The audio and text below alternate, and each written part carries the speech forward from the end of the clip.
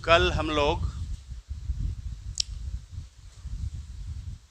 दो बात कर चुके हैं। पहली ये बात कर चुके हैं कि अलग अलग एटम जो हमारे यूज़ का है, हमारे यूज़ का 5 ही एटम है। कौन कौन?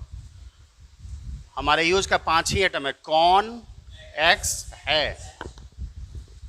नहीं, तो हमको ये पता है कि कौन एक्स में किसके पास कितना वैलेंस इलेक्ट्रॉन होता है, कौन कितना बॉन्ड बनाएगा, और बॉन्ड बनाने के बाद कितना इलेक्ट्रॉन किसके पास बचा रह जाएगा, और जो इलेक्ट्रॉन बच जाता है उसको अपन लोग क्या बोलते हैं? Lone pair. सही है ना बच्चा लोग? इसके बारे में पहले लगभग 40-45 मिनट में यही हम लोग पिछले दिन सीखे हैं। उसके बाद दूसरी बात जो आई पिछले दिन चर्चा के दरमियान, वो आया चार्ज। जो दूसरी बात हम लोग कर रहे थे वो क्या कर रहे थे? चार्ज। कि चार्ज क्या है और कैसे जनरेट होता है, चार्ज को कैसे आप जनरेट कर सकते हो। तो चार्ज को जनरेट करने के दो तरीके हैं। अगर फ्री एटम है तो फ्री एटम में अगर चार्ज जनरेट करना है तो आइदर आप इलेक्ट्रॉन इंसर्ट कर सकते हैं या इलेक्ट्रॉन रिमूव कर सकते हैं। तो अगर एटम में हम इलेक्ट्रॉन डालें या एटम से इलेक्ट्रॉन निकालें तो ये बात हो जाएगी पीरियोडिक टेबल की, जिसको आयोनाइजेशन पोटेंशियल और इलेक्ट्रॉन एफिनिटी बोलते हैं। लेकिन हमारा जो चार्ज है, किसी मॉलिक्यूल पे जब कोई चार्ज आता है तो उसके पीछे का कारण है बॉन्ड का टूटना। और जब कोई एक बॉन्ड टूटता है तो उसके टूटने के दो तरीके हो सकते हैं, होमोलिसिस या हेट्रोलिसिस। और अगर होमोलिसिस से बॉन्ड टूटता है तो वहाँ पे रेडिकल्स बनते हैं, और अगर हेट्रोलिसिस से बॉन्ड टूटता है तो वहाँ पे आयंस बनते हैं। नहीं, तो पिछले दिन हम लोग ये सीख चुके हैं कि आयंस जो हैं बेसिकली, आपको पता है आयन और चार्ज में फ़र्क क्या है? मुझे लगता है कि आपको ये बात पता होगा। तो खैर, तो मैं ये बता रहा था कि चार्ज जो है, चाहे प्लस चार्ज हो चाहे माइनस चार्ज हो, दोनों में कोई भी चार्ज बढ़िया बात नहीं है। बढ़िया है कि नहीं है, इसी को आसान भाषा में मैंने कहा था कि चार्ज के लिए मैं हमेशा एक छोटे से शब्द का इस्तेमाल करता हूँ जिसको बोलते हैं बेचैनी। चार्ज मतलब, तो जहाँ भी चार्ज होगा वहाँ बेचैनी होगी, और बेचैनी अच्छी चीज़ नहीं है, ना तो हमारे लिए ना किसी स्पीसीज़ के लिए। हम लोग भी बेचैन नहीं रहना चाहते। रहना चाहते हैं क्या? हम लोग भी चाहते हैं कहीं ना कहीं चैन में रहें, स्टेबल रहें, आराम से रहें। बेचैन होने के बाद बहुत सारे नुकसान हैं। हो सकता है बेचैन रहते रहते किसी दिन अचानक हार्ट अटैक हो गया। बेचैन रहने की वजह से ही होता है। बेचैन रहने से किसी दिन ब्रेन की कोई नस फट गई, जो बोलते हैं ब्रेन हेमरेज हो गया। तो ये बेचैन रहने की वजह से, जो शांत आदमी रहता है, हाँ, उसको ये सब होगा ही नहीं। लेकिन जो अशांत आदमी है, जो बेचैन आदमी है, जो चार्ज वाला आदमी है, उसको ये सब तकलीफ होती है। तो इसीलिए चार्ज की टेंडेंसी होती है हमेशा अपने आप को क्या करने की? कम करने की। चाहे पॉजिटिव चार्ज हो चाहे नेगेटिव चार्ज है, दोनों की टेंडेंसी क्या होती है? अपने आप को कम करने की। इसी वजह से पॉजिटिव वाला इलेक्ट्रॉन खींचता है और नेगेटिव चार्ज वाला इलेक्ट्रॉन देता है। सही है? तो दूसरी बात जो हम लोग को रिलेट कर रहे थे, चार्ज एंड स्टेबिलिटी। तो मैंने आपको ये समझाया था कि स्टेबल होने के लिए चार्ज का कम होना जरूरी है। कोई भी चार्ज हो, चाहे पॉजिटिव चार्ज हो चाहे नेगेटिव चार्ज हो, अगर चार्ज कम होगा तो स्टेबिलिटी ज़्यादा होगी, और अगर चार्ज ज़्यादा होगा तो स्टेबिलिटी। इतनी बात हम लोग पिछले क्लास में कर चुके हैं, अब यहाँ से आगे। सही है बच्चा लोग? और फिर चार्ज के बारे में ही मैंने एक दूसरे टर्म का इस्तेमाल किया था जिसको मैंने एनर्जी कहा था। क्या कहा था बच्चा लोग? बेसिकली चार्ज और एनर्जी अगर आप फिजिक्स के लिहाज से देखेंगे तो दोनों अलग अलग बात है। चार्ज अलग है, एनर्जी अलग है। लेकिन अगर कॉमन भाषा के हिसाब से बात करें, इंग्लिश के हिसाब से बात करें, तो मैंने आपको ये समझाया था कि जब आपका मनोबल गिरता है, जब आप हतोत्साहित महसूस करते हैं, तो आप देखते हैं वीडियो, नहीं मोटिवेशनल वीडियो, एकदम जाते हैं यूट्यूब पे सर्च करते हैं फ्यू मोटिवेशनल स्टोरीज़, तो उधर से आ जाता है सबसे पहले संदीप माहेश्वरी, नहीं, और वो बहुत अच्छी अच्छी बातें बोलता है और आपको थोड़ा थोड़ा मोटिवेट करता है। तो मैंने यही कहा था कि बेटा जब आप डिस्चार्ज होते हो, जब आपका चार्ज कम हो जाता है, जब आपका हौसला कम हो जाता है, तो वीडियो देख के फिर कैसा आप फील करते हैं? चार्ज फील करते हैं कि नहीं, एनर्जी बढ़ गया, अब तो एकदम सोचना नहीं है, एकदम मतलब एकदम हनुमान जी वाला फीलिंग आ जाता है। हनुमान जी को भी पहले फीलिंग दिलाया जाता था कि हे हनुमान जी, जैसे ऐसा कहा जाता है, हाँ, कि जब भगवान राम अपने पूरे टोली के साथ डिस्कस कर रहे थे कि यार सीता जी हो सकता है उस पार हो, सॉरी हनुमान जी, मतलब राम जी तो कहीं और थे, मतलब बाकी 12 टोली ये चर्चा कर रही थी अपने मंत्री संतरी सब के साथ, तो हनुमान जी कहीं कोना में बैठ के कुछ सोच रहे थे। हाँ, आराम से। तो उधर से जो उनके थे मंत्री महामंत्री वो आए, बोले अरे यार तुम क्या कर रहे हो, तुम ही इकलौता आदमी हो जो समंदर पार जा सकते हो। बोला ऐसा, हम ही जाएंगे, बाकी सब कोई ना है इधर, ना है। तो बोले ऐसा हम जा सकते हैं? तो हाँ हाँ पक्का। तो कुछ नहीं किया, थोड़ा सा लॉन्ग जंप चूँकि मारना था, थोड़ा सा रनअप लिए, फांदे तो सीधे पहुँच गए कहाँ, यहाँ से टेक ऑफ किए सीधे। बीच में थोड़ा सा आया भी था वो सोरसा, हाँ, तो उसको कहीं से पीट पाट के फिर वहाँ से टेक ऑफ करके उसी के मुंडी पर रख के फिर जंप मारे सीधे लंका, नहीं उधर तहलका वहलका मचा के फिर वापस। तो हनुमान जी को भी याद दिलाना पड़ता था कि आप ही वो हैं जिसके अंदर ये शक्ति है, आपके अंदर ये है। तो सेम वही बात है, हम लोगों के अंदर भी वही है। हाँ, तुम्हारे अंदर शक्ति बहुत बड़ी है, अंदर अंदर दबी पड़ी है, तो उसको याद दिलाना पड़ता है, तुम ही हो, तुम ही हो। हाँ, तो यह अच्छा हम ही हैं तो उसके बाद बच्चा लोग फिर चार्ज हो जाता है, फिर उसकी एनर्जी का लेवल बढ़ जाता है। तो चार्ज बोलें या एनर्जी बोलें, फिजिक्स के लिहाज से मैं बात नहीं कर रहा, फिजिक्स तो अलग चीज़ बोलता है, चार्ज अलग है, एनर्जी अलग है। हाँ, तो मैं एक कॉमन सामान्य बात जो भाषा है उसके आधार पर ये कह सकता हूँ कि मैं चार्ज बोलूँ या एनर्जी बोलूँ तो आप लगभग एक ही बात समझेंगे। तो दूसरी बात मैं ये बता रहा था कि अब चार्ज अगर ज़्यादा है तो बुरा बात है, चार्ज ज़्यादा है मतलब गड़बड़ है, जिसका मतलब एनर्जी भी ज़्यादा है तो, अगर चार्ज ज़्यादा है तो गड़बड़ है ना। अरे बताए तो कि चार्ज मतलब बेचैनी, चार्ज ज़्यादा है मतलब बेचैनी कुछ तकलीफ मानसिक, अच्छा चेहरा ही वैसा है हाँ, तो मैं क्या बोल रहा था बच्चों कि बेटा चार्ज मतलब बेचैनी, तो चार्ज ज़्यादा होना अच्छा बात कि खराब बात? खराब बात। यानी चार्ज कैसा होना चाहिए? कम। चार्ज क्या होना चाहिए? चाहे चार्ज प्लस हो चाहे माइनस हो। वैसे ही एनर्जी अच्छा बात कि खराब बात? मैं क्या बोल रहा था कि फ़ोन तुम्हारा जब डिस्चार्ज हो जाता है, फ़ोन क्या हो जाता है? डिस्चार्ज हो जाता है, मतलब उसका चार्ज क्या हो गया, तो उसमें एनर्जी बची क्या? अरे बैटरी डाउन हो रहा है, फिर कॉल करते हैं, प्लग इंसर्ट करते हैं ना, चार्जिंग पिन जो है, फिर उसमें चार्ज क्या होना शुरू होता है? अबे पिन जब इंसर्ट करते हो चार्जिंग पिन और उसके बाद स्विच ऑन करते हो तो चार्ज वैसा ही रहता है कि कुछ बढ़ता है? तो फिर चार्ज बढ़ता गया तो फिर उसमें एनर्जी आ गई, हाँ के ना? फिर अपना चालू हो गए, हाँ पापा, हाँ भैया, हाँ दीदी, हाँ यार। हाँ, तो चार्ज जो है एनर्जी की बात है, यानी एनर्जी भी अगर बढ़ेगा तो स्टेबिलिटी, एनर्जी भी अगर बढ़ेगा तो स्टेबिलिटी घटेगी, गारंटी है।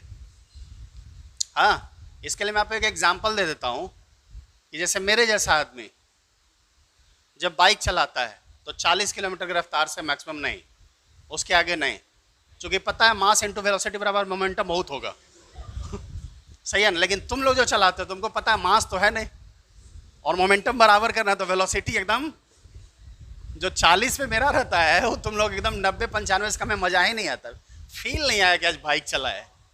सुनना मेरी बात सुनना, मोमेंटम तो हम दोनों का बराबर है, रीजन समझ में आ ही रहा है कि मेरा मास ज़्यादा है तो वेलोसिटी कम है और तुम्हारा मास कम है तो तुम्हारी वेलोसिटी ज़्यादा है।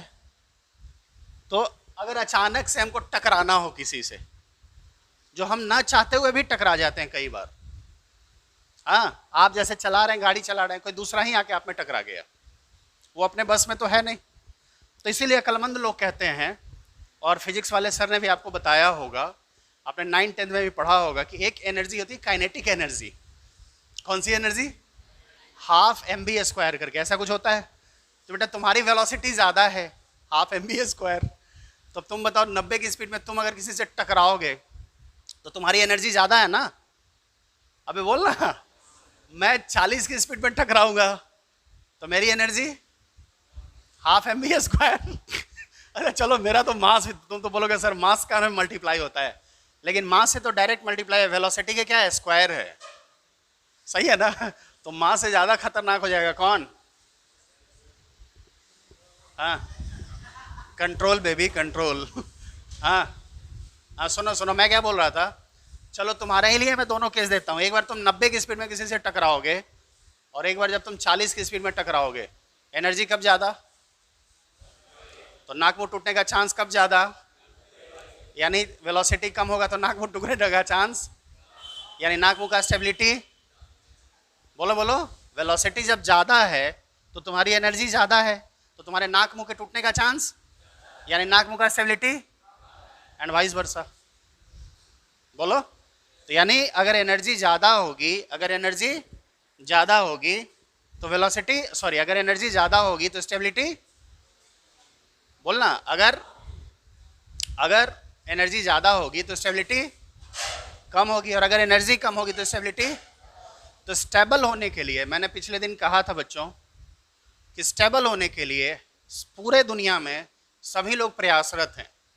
हर एक कण, ब्रह्मांड का कण कण इसी फिराक में लगा है कि हमारी स्टेबिलिटी ज़्यादा हो।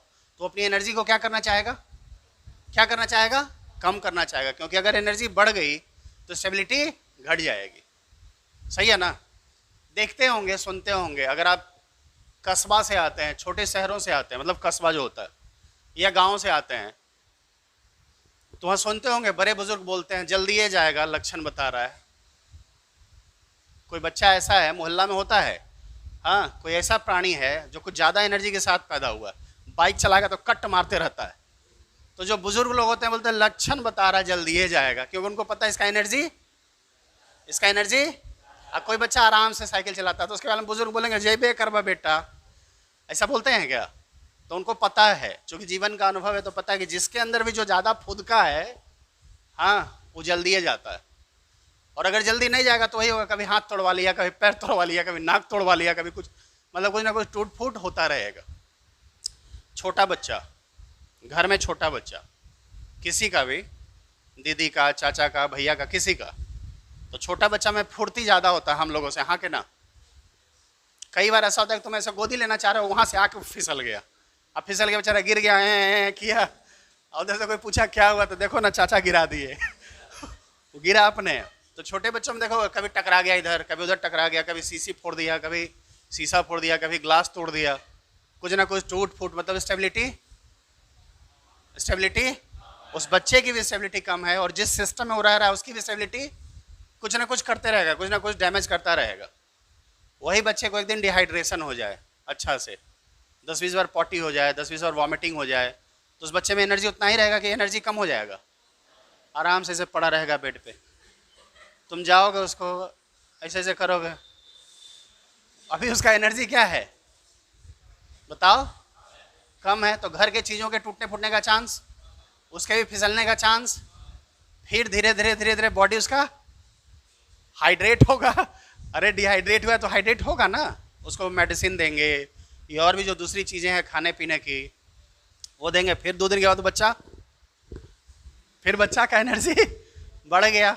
तो जैसे जैसे एनर्जी बढ़ता है वैसे वैसे स्टेबिलिटी, जैसे जैसे एनर्जी बढ़ती है वैसे वैसे स्टेबिलिटी। कोई दिक्कत। तो बेटा मैं जब भी कभी बोलूँगा, भविष्य में मैं जब भी कभी बोलूँगा कि स्टेबल होने के लिए, वैसे नहीं बैठिए प्लीज़, नहीं क्लास में हाँ, जब भी कभी बोलूँगा कि स्टेबल होने के लिए चार्ज क्या होना चाहिए, तो तुम क्या बोलोगे, ज़्यादा कि कम, मोर की लेस। इतना समझ में आता है ना, ये नहीं कि हम बोले मोर तो तुम बोला मोर नहीं। हाँ, I am a teacher not Kapil Sharma क्या मेरा पर्पस ये होता है कि मैं अलग अलग उदाहरणों से जो मेन कॉन्सेप्ट है उसको क्या करें, आपके बुलेट प्रूफ खोपड़ी में घुसेड़ दें। पर्पस ये होता है। अब ऐसे तुम भी हंसना शुरू करोगे तो पेट में दर्द वरद हो जाएगा। हाँ, नहीं बोलते हंसते हंसते पेट में दर्द हो गया हाँ, तो पढ़ोगे कपार, थोड़ा और 10-20 रुपये का मेडिसिन खाना पड़ेगा। चलिए सुनिए, तो मैं ये बोल रहा था बच्चों कि जब भी मैं कभी बोलूँगा कि स्टेबल होने के लिए चार्ज क्या होना चाहिए, कम कि ज़्यादा, ये बात यूनिवर्सल एकदम। दूसरी बात, एनर्जी ज़्यादा होना चाहिए कि कम। तीसरा बात सुनते हैं, सोचते हैं एट्रैक्शन और रिपल्सन पे, उससे पहले इतना चीज़ को लिख लेते हैं। कोई दिक्कत। एक के बाद अगर 20 बात अगर एक ही बार लिखेंगे तो मन थोड़ा अकुता जाएगा। तो आइए लिखते हैं। सबसे पहले किसके बारे में लिखेंगे, चार्ज के बारे में।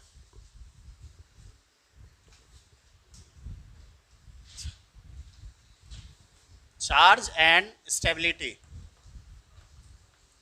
Charge and stability.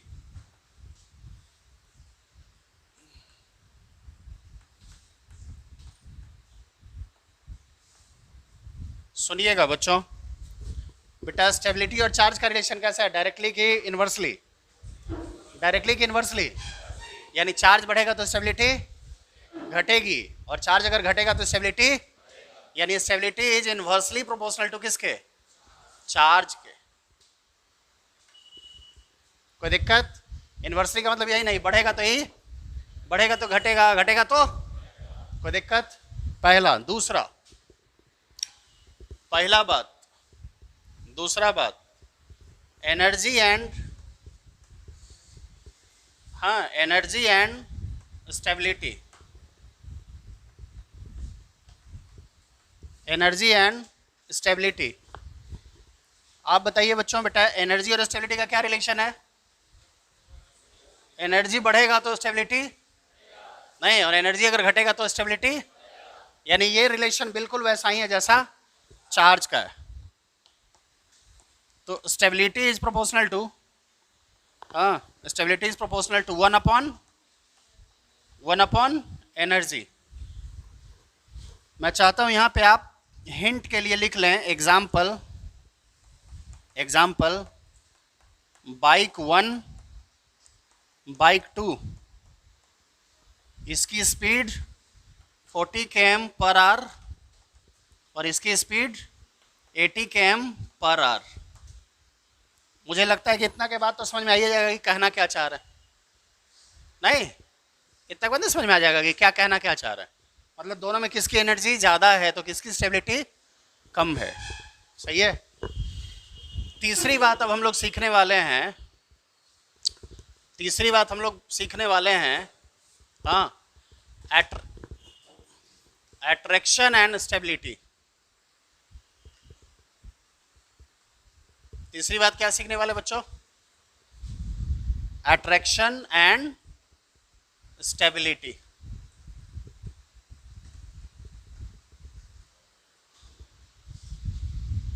बात करें एट्रैक्शन एंड स्टेबिलिटी पे, बात करें, बोलो। एक घर में दो भाई हो और दोनों में मेल जोल नहीं हो। कई बार ऐसा होता है कि दो भाई है, दोनों में खूब मेल जोल होता है, हाँ, तो बोलते हैं देखो तो भाई है, राम लक्ष्मण का जोड़ी। और कई बार ऐसा भाई होता है जो एकदम एक दूसरे को देखना नहीं चाहता है, तो बोलते देखो तो भाई है, रावण और विभीषण का जोड़ी है। नहीं, हे कन्या, हे लेखिका कन्या, मेरी बात सुन। हाँ, तो कई बार ऐसा होता है कि दो भाइयों के बीच बहुत मेल रहता है, बहुत प्रेम रहता है, सही कि नहीं? आप लोग अपने चारों तरफ ये उदाहरण देख सकते हैं। हो सकता है आपके पापा और चाचा में ही बहुत बनता हो, हाँ, बहुत एकदम बहुत प्रेम हो, एंड वाइस वर्सा भी हो सकता है। तो जहां भाइयों में प्रेम है, मतलब क्या है? प्रेम है मतलब क्या है? तो उसके आपस में लड़ने का चांस, नाक में फूटने का चांस कम। यानी अगर अट्रैक्शन ज़्यादा तो स्टेबिलिटी, इसी अट्रैक्शन ज़्यादा तो स्टेबिलिटी ज़्यादा, अट्रैक्शन ज़्यादा तो स्टेबिलिटी ज़्यादा। अगर प्रेम से रहोगे तो नाक मुंह नहीं फूटेगा। सही कि गलत? हम जो सिखा रहे हो, तुम प्रेम से सीखोगे तो तुम्हारा नाक मुंह नहीं फूटेगा, सही है ना? एंड वाइस वर्सा। लेकिन अगर प्रेम से नहीं रहता, दो भाई है और एकदम कभी नहीं प्रेम से रहता है, हाँ, तो हमेशा किसी न किसी बात पे चालू हो जाता है लड़ाई। कोई ढेला लेके मारना शुरू करता है, कोई रोड़ा लेके, कोई पत्थर लेके, कोई बंदूकें निकाले, आओ आज देख लेते हैं। उधर से वो आया एकदम बाहुबली की तलवार लेके, आओ, तुमने अगर अपने आप को भल्लाल देव समझा है तो मैं भी बाहुबली कटप्पा। हाँ, तलवारें लेके चला है, एकदम चल रहा है। अब आप बताएं बच्चों, बेटा अगर अट्रैक्शन कम तो स्टेबिलिटी, बोलो, अट्रैक्शन अगर कम है तो स्टेबिलिटी, अट्रैक्शन अगर ज़्यादा है तो स्टेबिलिटी। यानी अट्रैक्शन ज़्यादा होना चाहिए कि कम होना चाहिए? हम सबको बचपन में एक ही बात सिखाया गया है, प्रेम से रहना, मत लड़ना, मत झगड़ना। क्यों सिखाया गया है? क्योंकि अगर अट्रैक्शन ज़्यादा रहेगा, किसी से मिल के रहेंगे तो नाक मुंह बचा रहेगा, दुरुस्त रहेगा, तो हमारी स्टेबिलिटी ज़्यादा होगी, हम बेचैन नहीं होंगे, एंड वाइस वर्सा।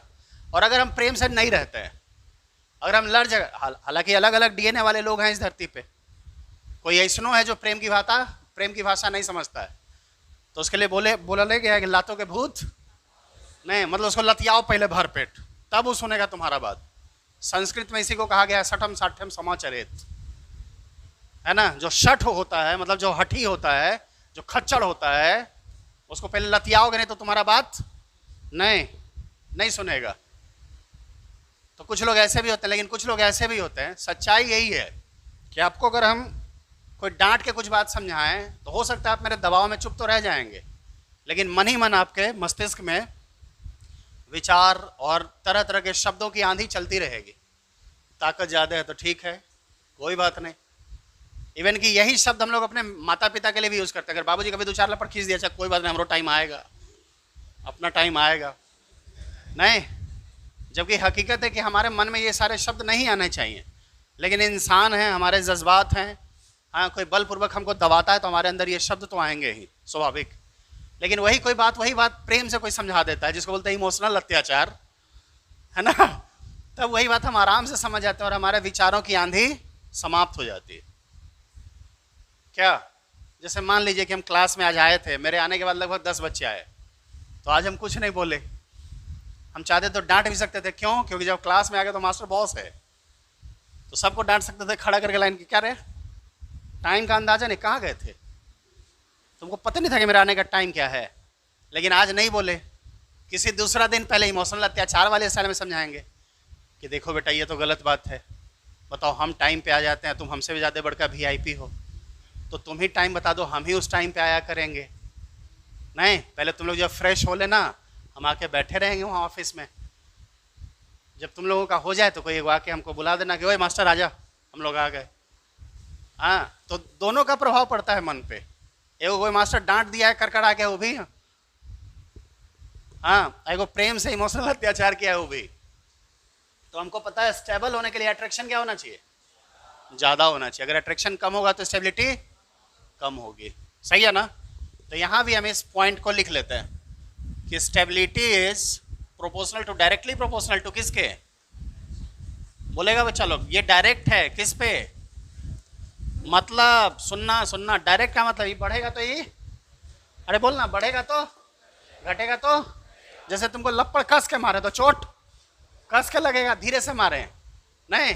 कभी कभी ऐसा होता है, सर इसको धीरे से मारे, हाँ हमको कस के एकदम हाँक दिए पकड़ के।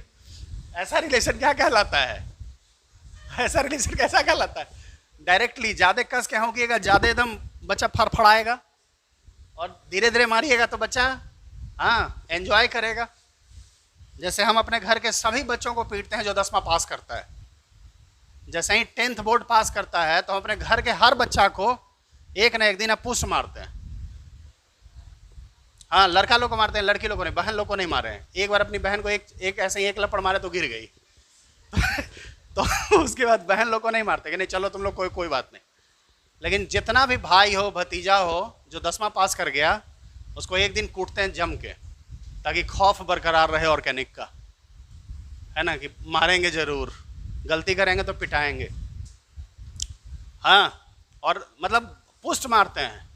आजकल एक भतीजा है जो तुम लोगों के एज का है, अभी इसी सालों भी बिना मैट्रिक पास दिए एकदम पास कर गया है, तो थोड़ा आसमान में उड़ रहा है अभी, तो डेली उसके पास जाते हैं, लगभग डेली या अल्टरनेट डे।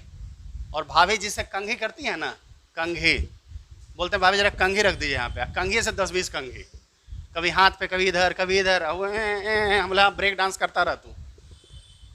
अब तुम पूछोगे क्यों मारते हैं? नहीं, पीटते इसलिए हैं ताकि उसको यह एहसास हो कि घर में कोई बड़ा है जो हमको पीट रहा है। कोई तो ऐसा है जिसको इस बात की खबर है कि हम अगर इधर उधर किए तो, अभी तो ट्रेलर चल रहा है, किसी दिन पूरी फिल्म चलेगी बाहुबली वाली। हाँ, इसलिए पीटते हैं ताकि खौफ बरकरार रहे, और उसका अच्छा रिजल्ट आता है, बहुत अच्छा रिजल्ट आता है। तुम लोगों को हालांकि ये सौभाग्य नहीं मिलेगा, उतना नहीं पीटेंगे, कभी कभी प्यार से 2-4 लपड़, है ना, लेकिन वो पीटेंगे जरूर, नहीं तो मेरे अंदर ना खुजली होते रहता है हाथ में। पीटे नहीं है। तीसरा, चौथा चीज है हाँ, अट्रैक्शन एंड एनर्जी। चौथा चीज क्या है बच्चा लोग? Attraction and energy. बच्चों, सारे टर्म्स, सारे कोरिलेशन आपके दिमाग में तैयार रहने चाहिए। अट्रैक्शन और एनर्जी का क्या हिसाब किताब है ये भी सुन लीजिए आप। हाँ, अट्रैक्शन और एनर्जी का क्या हिसाब किताब है? जैसे कॉन्सेप्चुअली तो आपको रिलेट कर लेंगे कि अगर अट्रैक्शन स्टेबिलिटी को बढ़ा रहा है, इसका मतलब अट्रैक्शन एनर्जी को क्या करेगा? घटाएगा। नहीं, कॉन्सेप्ट से तो कोरिलेट कर लेंगे, लेकिन हम इसको इंडिपेंडेंटली चाहते हैं कि आप कोरिलेट कर लें ताकि जेहन में बना रहे। मैं छोटा सा एग्जांपल दे रहा हूं, गौर से सुनिएगा। मैं छोटा सा एग्जांपल दे रहा हूं, गौर से सुनना। एक ही कंपनी के 2 ग्लास, शीशे के ग्लास, एक को मैंने यहां पे रखा हुआ है, एक को मैंने यहां पे पकड़ा हुआ है। एक ही मुर्गी के 2 अंडे को मैंने एक यहां पे पकड़ा हुआ है। यहां पे एनर्जी mgh पोटेंशियल एनर्जी, यहां एनर्जी पक्का, छोड़ेंगे तो इसके फूटने का चांस, यानी इसकी स्टेबिलिटी, बोलो, ये ज्यादा ना बर्बाद हो रहा है, फूट रहा है, बर्बाद हो रहा है, मतलब इसकी स्टेबिलिटी कम है। इसकी स्टेबिलिटी, अट्रैक्शन बताओ, अर्थ का अट्रैक्शन किस पे ज्यादा? अट्रैक्शन कहाँ ज्यादा? अट्रैक्शन के लिए तुमने पढ़ा होगा फॉर्मूला Gm1m2 अपॉन r²। पढ़ा नहीं पढ़ा? बोल दे। अरे फोर्स ऑफ ग्रेविटेशन इक्वल्स क्या? Gm1m2 upon r²। होता है ना, डिस्टेंस के इनवर्सली है। और बेटा यही इक्वेशन सेम आता है कूलॉम्स लॉ के लिए भी, जो चार्ज में पढ़ते हैं, इलेक्ट्रोस्टैटिक फोर्स में, कोलॉम्बिक अट्रैक्शन। वहां बस G की जगह पे K, 9 × 10⁻9, 1/4 pi epsilon not epsilon r, ऐसा करके कुछ इक्वेशन आता है। तो मैं ये बता रहा बच्चों कि बेटा ये जो ग्रेविटेशनल फोर्स है, मैं ये समझा रहा था, एक अंडा हमने यहाँ पे पकड़ रखा है, एक अंडा यहाँ पे, सही है बच्चा? बेटा यहाँ पे अट्रैक्शन है ना, अट्रैक्शन ज्यादा, बिकॉज डिस्टेंस, और डिस्टेंस अगर ये कम होगा तो ये ज्यादा होगा ना। अट्रैक्शन, एनर्जी, और एनर्जी ज्यादा, तो यहां energy, attraction, energy, attraction, energy, stability.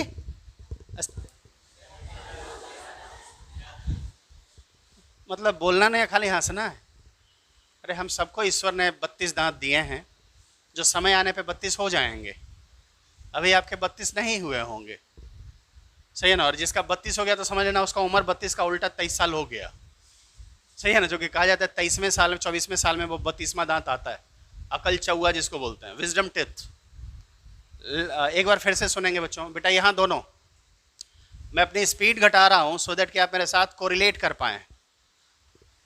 Energy, attraction, stability. अच्छा हम और घटा लेते हैं, स्पीड हम और घटाते हैं। अट्रैक्शन,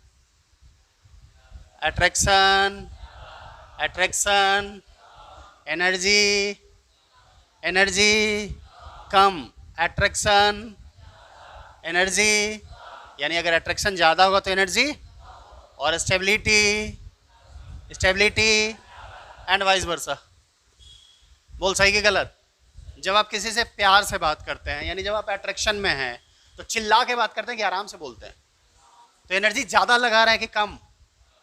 लेकिन जब किसी से नफरत है, कई दिनों के बाद दिखा है वो, हाँ, तो वहां पे आपका अट्रैक्शन क्या है?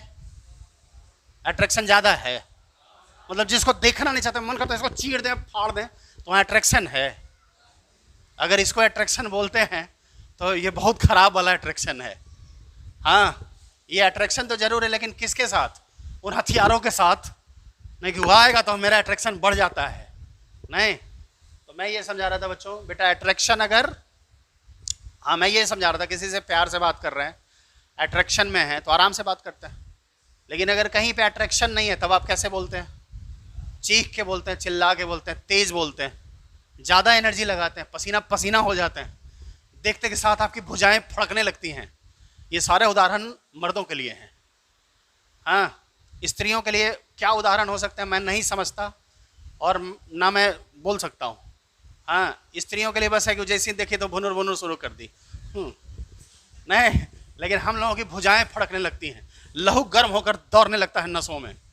तो ये चूँकि ऐसा हिंदी साहित्य रहा है, हाँ, कि जितने भी वीर हुए हैं सामान्यतः वो मर्द ही रहे हैं, तो लेखकों ने जब भी उनके विवरण दिए हैं तो इसी तरह के अलंकारों से किए हैं, नहीं।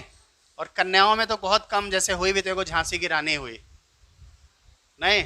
लेकिन देखो उसके लिए भी शब्द वही कहा गया, खूब लड़ी मर्दानी, वो तो खूब लड़ी मर्दानी, खूब लड़ी मर्दानी, वो तो झांसी वाली रानी थी। लिखने वाली सुभद्रा कुमारी चौहान, बताओ, उन्होंने भी उदाहरण दिया तो किसका उदाहरण दिया? खूब लड़ी मर्दानी। मतलब उनको भी नहीं लगा कि खूब लड़ी छत्राणी, वो तो झांसी वाली रानी थी। काहे मर्दानी बोली? मतलब मर्दों की तरह लड़ी। हाँ, तो मैं यही समझा रहा था बच्चों कि अगर अट्रैक्शन होता है तो एनर्जी, अगर अट्रैक्शन ज़्यादा होगा तो एनर्जी कम होगी, और अगर अट्रैक्शन कम होगा तो एनर्जी ज़्यादा होगी। तो अब हम लोग ये लिख सकते हैं कि एनर्जी जो है, क्या है बच्चा लोग? एनर्जी जो है ये, बोल दे, एनर्जी जो है बच्चा लोग वो क्या होगा? अट्रैक्शन के कैसा होता है? उल्टा होता है। मतलब ये सब ऐसा पॉइंट है, ये सब ऐसा कॉन्सेप्ट है जो पूरे ऑर्गेनिक केमिस्ट्री में आता रहेगा। सही है बच्चों? अलग अलग जगहों पे अलग अलग बार, कभी मैं बोलूँगा देखो यहाँ अट्रैक्शन ज़्यादा है तो बताओ एनर्जी क्या होगी, कभी मैं बोलूँगा देखो यहाँ चार्ज ज़्यादा है तो स्टेबिलिटी क्या होगी, कहीं मैं बोलूँगा एनर्जी ज़्यादा है तो स्टेबिलिटी क्या होगी। तो ये अलग अलग शब्द हैं और कॉन्सेप्चुअली आपका एकदम क्लियर होना चाहिए। तो मैं उम्मीद करता हूँ कि ये सारी बातें आपके जहन में होंगी। तो एक बार आप मेरे साथ साथ जैसे राष्ट्रगान साथ साथ गाते हैं वैसे ही बोलेंगे। चार्ज और स्टेबिलिटी का रिलेशन डायरेक्टली एक इन्वर्सली है, यानी चार्ज बढ़ेगा तो स्टेबिलिटी और चार्ज घटेगा तो स्टेबिलिटी। कोई दिक्कत बच्चा लोग? बेटा दूसरा, हम चार्ज बोलें या एनर्जी बोलें एक ही बात है कि अलग अलग? बेसिकली देखो शब्द तो अलग अलग हैं, चार्ज अलग है, एनर्जी अलग है, लेकिन चार्ज का एनर्जी से कुछ ना कुछ संबंध है। मैंने ये समझाया था बच्चे कि चार्ज अगर नहीं है तो कोई भी चैन में है, अगर चार्ज नहीं है तब तक वो क्या है? चैन में। लेकिन चार्ज आ जाने के बाद फिर कोई चैन में नहीं रह सकता। चार्ज आने के बाद एनर्जी क्या हो जाती है? बढ़ जाती है, बेचैनी बढ़ जाती है ना, अकबकाहट बढ़ जाएगी, और जब अकबकाहट बढ़ जाएगी तो आपकी स्टेबिलिटी पे प्रतिकूल असर पड़ेगा। तो बच्चे एनर्जी और स्टेबिलिटी का रिलेशन कैसा है? डायरेक्टली कि इनवर्सली? तो स्टेबल होने के लिए एनर्जी क्या होना चाहिए? यानी एनर्जी कम तो स्टेबिलिटी, ई ज़्यादा तो ई। एग्जाम्पल मैंने दिया था कि दो अलग अलग बाइक वाले, आप लोग समझ सकते हैं स्कूटी वाला एग्जाम्पल, सही है ना। खूब लड़ी मर्दानी, वो तो स्कूटी वाली रानी थी, स्कूटिया जाकर ठोक दिया, उसके बाद चालू हो गई। You idiot, you rascal, you फलाना, यू ढिंगाना। हाँ, हम लोग नहीं जैसे हम लोग मान लो हमारे शब्द अलग हैं, हम लोग जब लड़ते हैं तो अलग तरह के शब्दों का इस्तेमाल करते हैं, है कि नहीं? और बेवजह हम लोग उनको घसीटते हैं उसमें जब गाली वाली शुरू करते हैं जिनसे हमारा कोई रिश्ता नहीं है, और वैसे ही कड़वे वचन बोलते हैं। लेकिन लड़की लोग देखो कितना अच्छा अच्छा बात बोलती है, तुम कुत्ता हो, तुम गधा हो, तुम उल्लू। हाँ, कैसे पता चला? नहीं, हम तो आज तक जानते थे कि हम होमो सैपियंस हैं। हाँ, ये आपस में लोग लड़ती होगी तो कुछ बोलती होगी उस तरह के शब्दों का, तो हम लोगों को क्या मतलब? अगली बात है अट्रैक्शन एंड स्टेबिलिटी। ये रिलेशन कैसा है? अट्रैक्शन और स्टेबिलिटी का रिलेशन कैसा है? डायरेक्टली है। अट्रैक्शन और एनर्जी का रिलेशन कैसा है? कोई दिक्कत? कोई दिक्कत? इतना लिख लीजिए एक बार, सारे लोग लिख लीजिए।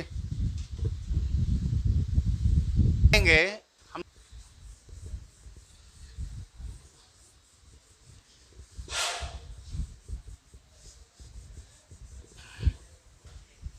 और ये सारे जो पॉइंट्स हैं, सुनेंगे, ये सारे जो इंपॉर्टेंट पॉइंट्स हैं, मैं इनको महामंत्रा बोलता हूँ। क्या बोलता हूँ? ले, अबे मैं इनको महामंत्रा बोलता हूँ। क्या बोलता हूँ? महान नहीं रे, महामंत्रा। बेसिकली महामंत्रा कहने का ये मतलब है कि मतलब बहुत सारा कॉन्सेप्ट उसके इर्द गिर्द नाचता है। मतलब ये पुड़िया है, ज्ञान का पुड़िया है ना। अगर ये सारी बातें आपको पता है, मतलब आप कई जगहों पे बहुत आसानी से निकल जाएंगे, कॉन्सेप्ट नहीं लगाना पड़ेगा। तो मैं महामंत्रा को कंक्लूड कर रहा हूँ, जितना पॉइंट्स हम लोग पढ़े उन सबको हम कंक्लूड कर रहे हैं। To be more stable, to be, बोलो टू बी, हमारा पर्पस क्या है, हम क्या कोरिलेट करना चाहते हैं, स्टेबिलिटी। हमारा अंतिम ध्येय यही है, ब्लू टी शर्ट वाले भाई साहब, हमारा अंतिम ध्येय यही है कि चाहे कोई भी कॉन्सेप्ट हो, कुछ भी हो, अंतिम हमको कंपेयर क्या करना पड़ेगा, स्टेबिलिटी ही कंपेयर करना होगा। और अगर स्टेबिलिटी कंपेयर करना होगा तो सबसे पहला कारण होगा, सबसे पहला कारण चार्ज। सबसे पहला किसके वजह से, तो चार्ज शुड बी, बोल दे, चार्ज शुड बी क्या होना चाहिए, less, charge should be and vice versa. Vice versa का मतलब तो आप अच्छे से समझते होंगे नहीं, और इसके उल्टा वाइस वर्सा का मतलब यही होता है, सही है ना बच्चा लोग। दूसरा, एनर्जी शुड बी, बोलिए बच्चों, एनर्जी शुड बी स्टेबल होने के लिए चार्ज क्या होना चाहिए, कम, एनर्जी क्या होना चाहिए, कम होना चाहिए, सही है ना। तीसरी बात बच्चों, अट्रैक्शन शुड बी, बोल दे, attraction should be more and vice versa. और चौथा पॉइंट जो मैंने तुमको सिखाया नहीं, लेकिन मैं तुम्हारे कॉमन सेंस के आधार पे लिख रहा हूं, रिपल्सन शुड बी लेस। अगर अट्रैक्शन ज्यादा होना चाहिए तो रिपल्सन क्या होना चाहिए, कम होना चाहिए, सही है बच्चों। बेटा जैसे इसको ऐसे समझो, अगर प्लस प्लस यहां हो और प्लस प्लस यहां हो तो ज्यादा बढ़िया कब है, प्लस प्लस पास में होगा तो क्या होगा उसके बीच, रिपल्सन, बोलना, प्लस प्लस अगर या माइनस माइनस, आपने ये क्लास 10th में ही पढ़ा होगा या शायद उसके पहले भी 9th में ही हो सकता है आपने पढ़ा हो कि same charges repel each other, opposite charges attract each other. नहीं, समान आवेशों में प्रतिकर्षण होता है और विपरीत आवेशों में आकर्षण होता है, सही है ना बच्चा लोग। तो बेटा अगर सेम चार्ज है तो नजदीक होना चाहिए कि दूर, सेम चार्ज नजदीक रहना चाहिए कि दूर, लेकिन अपोजिट चार्ज प्लस माइनस यहाँ है तो अट्रैक्शन, प्लस माइनस यहाँ है तो अट्रैक्शन, प्लस माइनस यहाँ है तो अट्रैक्शन, कोई दिक्कत। तो एकदम सिंपल सा फंडा है कि अगर अट्रैक्शन और रिपल्सन की बात करेंगे तो जस्ट अपोजिट होगा, अट्रैक्शन ज़्यादा होना चाहिए, रिपल्सन कम होना चाहिए, सही है ना। प्रेम ज़्यादा होना चाहिए, नफरत कम होना चाहिए। हाँ, तो शुड बी के बाद मैं यहाँ लिखने वाला हूँ क्या, लेस एंड वाइस वर्सा। तो मुझे ऐसा लगता है कि भविष्य में कभी भी मैं अगर इन कॉन्सेप्ट्स पे बात करूँगा तो आप मुझे इसका सही ही जवाब देंगे, मुझे सही लगता है ना। चलिए इसको लिखिए,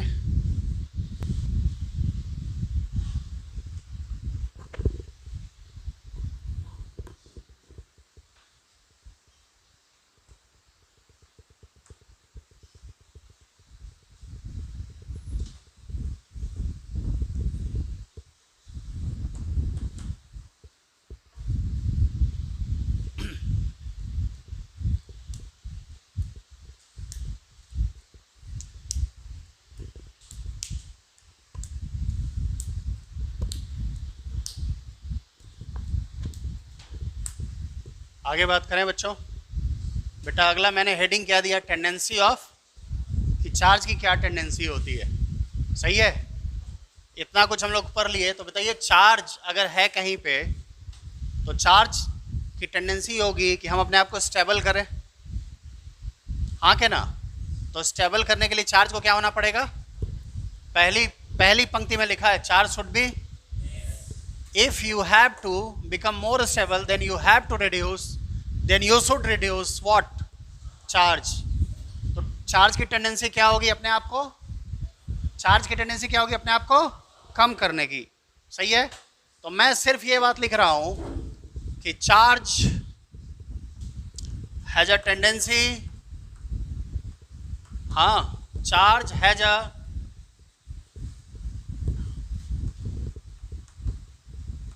tendency to charge has a tendency to reduce itself, to decrease itself, to decrease। ये समझ रहे हैं ना बच्चों के, बेटा ये डिक्रीज लिखा है, डिक्रीज एरो नीचे माने घटता है, एरो ऊपर यानी बढ़ता है, सही है ना। तो चार्ज की टेंडेंसी होती है क्या करने की, कम करने की, खुद को कम करने की। काहे के लिए, टू बिकम, ऐसा क्यों होना चाहता है, टू बिकम स्टेबल। हाँ देयरफॉर, हाँ therefore positive charge wants to dash electron and negative charge wants to dash electron। सुनेंगे बच्चों, तो चार्ज तो आपको पता है दो ही तरह का होगा, पहला कौन सा चार्ज, दूसरा कौन सा। तो अब आप बताइए कि पॉजिटिव चार्ज वांट्स टू, नहीं डैश इलेक्ट्रॉन। अब पॉजिटिव चार्ज कम कब होगा, पॉजिटिव चार्ज कब आता है बताइए, कोई एलिमेंट है उसे आप इलेक्ट्रॉन क्या करेंगे, निकालेंगे तो उस पर कौन चार्ज आएगा, और निकालेंगे तो, यानी चार्ज निकालते जाएंगे इलेक्ट्रॉन तो उसका चार्ज, तो पॉजिटिव चार्ज की टेंडेंसी क्या होगी, इलेक्ट्रॉन, इलेक्ट्रॉन कभी देना चाहेगा क्या, प्लस वाला है, और इलेक्ट्रॉन पे कौन चार्ज होता है, माइनस। कोई पॉजिटिव चार्ज है और वहां से इलेक्ट्रॉन दूर जाना चाहेगा क्या, इसीलिए पॉजिटिव की टेंडेंसी क्या होती है, नेगेटिव को क्या करने की, एक्सेप्ट करने की। यानी पॉजिटिव जो है वो हमेशा चाहेगा, wants to accept electron, wants to accept करना मतलब ग्रहण करना, सही है ना। पॉजिटिव की टेंडेंसी क्या होती है बताओ, इलेक्ट्रॉन क्या करने की, एक्सेप्ट करने की, ये इलेक्ट्रॉन देना, और ऐसा क्यों चाह रहा है, ऐसा क्यों चाह रहा है, to decrease its charge, to decrease its charge. बोलो सही कि गलत। वैसे ही नेगेटिव की टेंडेंसी क्या होगी, नेगेटिव कब आता है बच्चों, नेगेटिव है, और नेगेटिव कब आता है, जब एटम में इलेक्ट्रॉन इंसर्ट करते हैं, इलेक्ट्रॉन इंसर्ट करते जाओगे नेगेटिव बढ़ता जाएगा, तो नेगेटिव की टेंडेंसी क्या होगी, इलेक्ट्रॉन लेना चाहेगा क्या वो, भैया हम ऑलरेडी परेशान है, काहे इलेक्ट्रॉन देना चाह रहे हो, सही कि गलत।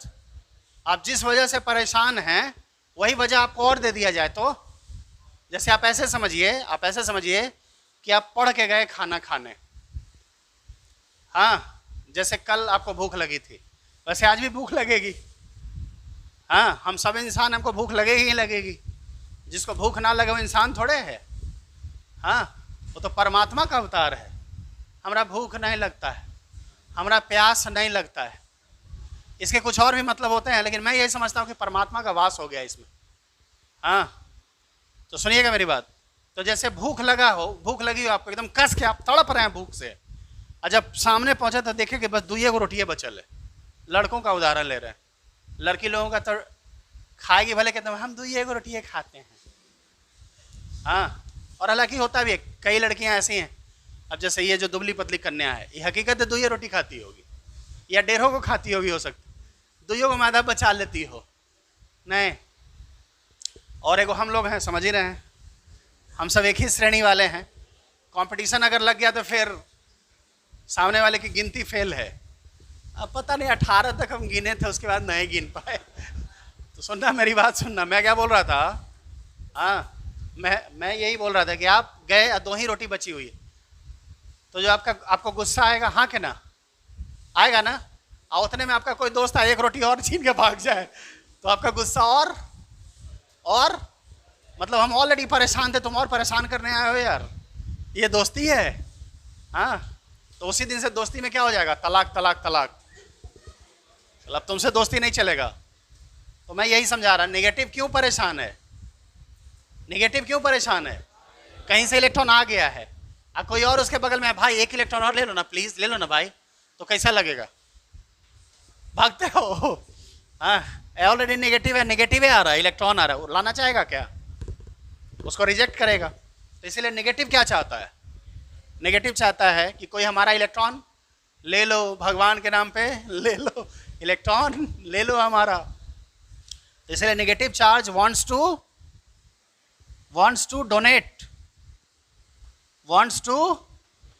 donate इलेक्ट्रॉन, काहे के लिए, बोलना, टू डिक्रीज इट्स। क्या ये बात समझ में आई? हाँ के ना? बोलो बोलो, क्या ये बात समझ में आ गई क्या आपके? लिखिए।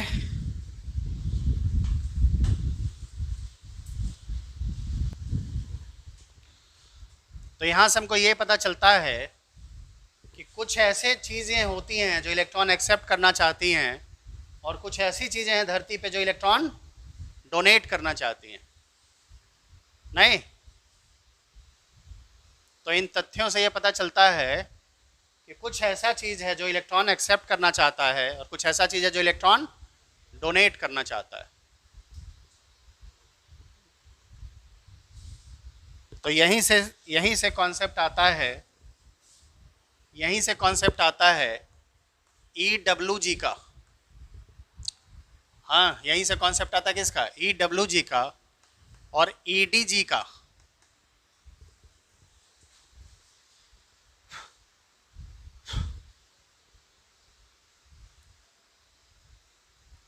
बोलना शुरू करें? बोलना शुरू करें बच्चा लोग?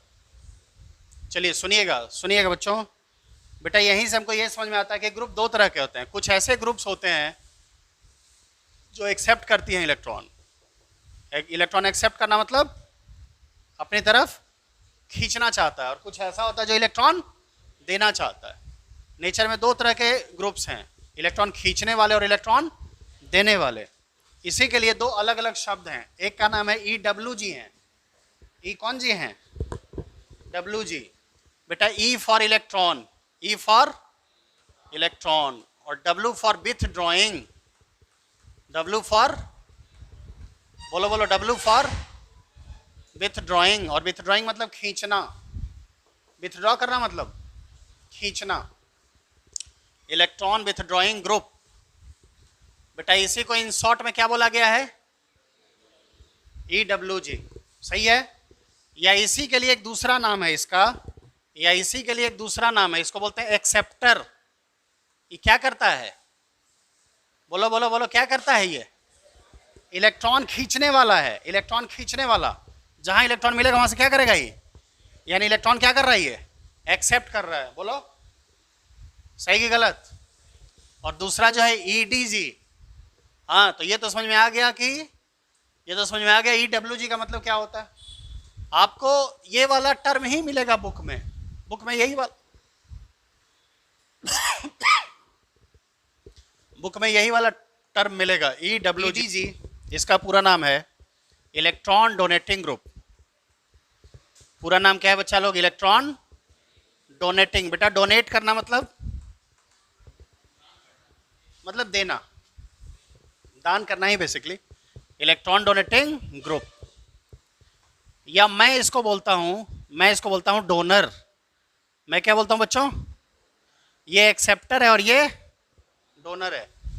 सही है? यानी दो तरह का ग्रुप होता है, एक इलेक्ट्रॉन खींचने वाला है ना, विथड्रॉ करना मतलब, विथड्रॉइंग मतलब क्या होता है बच्चा लोग? खींचने वाला। विथड्रॉइंग मतलब खींचने वाला, खींचने वाली भी हो सकता है ना, खींचने वाला। और EDG। तो अब हम लोग ये बात करेंगे, हमको ये पता है इतना के आधार से कि अगर कहीं प्लस चार्ज है तो वो इलेक्ट्रॉन, कहीं प्लस चार्ज है तो वो इलेक्ट्रॉन खींचना चाहता है। यानी पॉजिटिव चार्ज वाला इलेक्ट्रॉन विथड्रॉइंग होता है और नेगेटिव चार्ज वाला इलेक्ट्रॉन डोनेटिंग होता है। और कल मैंने ये बताया था कि नेगेटिव में कितने फ्री इलेक्ट्रॉन होते हैं। मैंने बताया था ना बच्चों, बेटा बॉन्ड टूटता है तब ना नेगेटिव आता है। तो बॉन्ड के दोनों इलेक्ट्रॉन किसी पे आते हैं तब ना नेगेटिव। तो नेगेटिव मतलब क्या? लोन पेयर भी। यानी अगर नेगेटिव वाला इलेक्ट्रॉन देना चाहता है तो लोन पेयर वाला भी इलेक्ट्रॉन देना चाहता है, क्योंकि लोन पेयर निकम्मा होता है।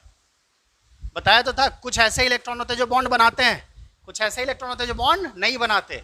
जो बॉन्ड नहीं बनाए मतलब निकम्मा है ना जी, वो किसी काम का नहीं है, तो ऐसे ही पड़ा हुआ है लोन पेयर के फॉर्म में। तो कहीं चला भी जाए तो कोई फर्क पड़ता है क्या? नहीं ना फर्क पड़ता है।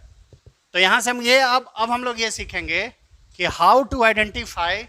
अब ये बोलने की जरूरत नहीं कि EWG इलेक्ट्रॉन खींचेगा इलेक्ट्रॉन इसकी तरफ आएगा, ईडीजी इलेक्ट्रॉन देगा तो इलेक्ट्रॉन इससे दूर जाएगा। अब हम पहचानने की कोशिश करेंगे, तो हमारे पास पहचानने का एक तरकीब तो है, यानी अब हमारी हेडिंग होने वाली है कि how to identify EWG and, तो एक एक दोनों के पहचानने का एक एक चीज़ तो हमको पता है, प्लस होगा तो वो इलेक्ट्रॉन खींचेगा और माइनस होगा तो वो इलेक्ट्रॉन, एक चीज़ हमको पता है, और इसके कितने फीचर्स हैं उस पर बात करेंगे। अब हमारी हेडिंग है हाउ टू आइडेंटिफाई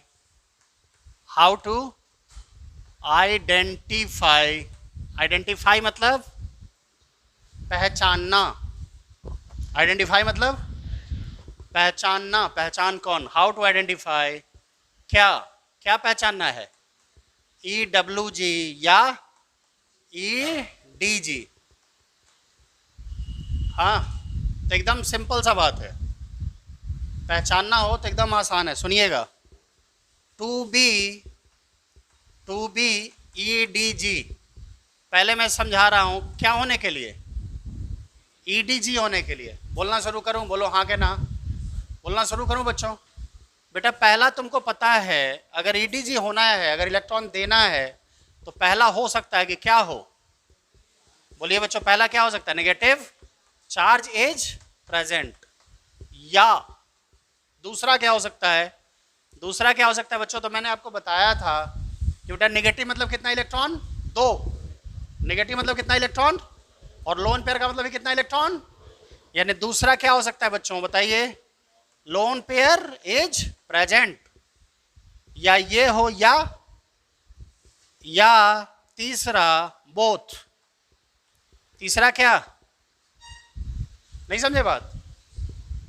EDG होने के लिए, इलेक्ट्रॉन डोनेटिंग ग्रुप होने के लिए 2 चीज होना चाहिए, चाहे पॉजिटिव, चाहे नेगेटिव, चाहे, और आपको कल मैंने बताया था कि लोन पेयर कहाँ कहाँ होता है, लोन पेयर कहाँ कहाँ होता है,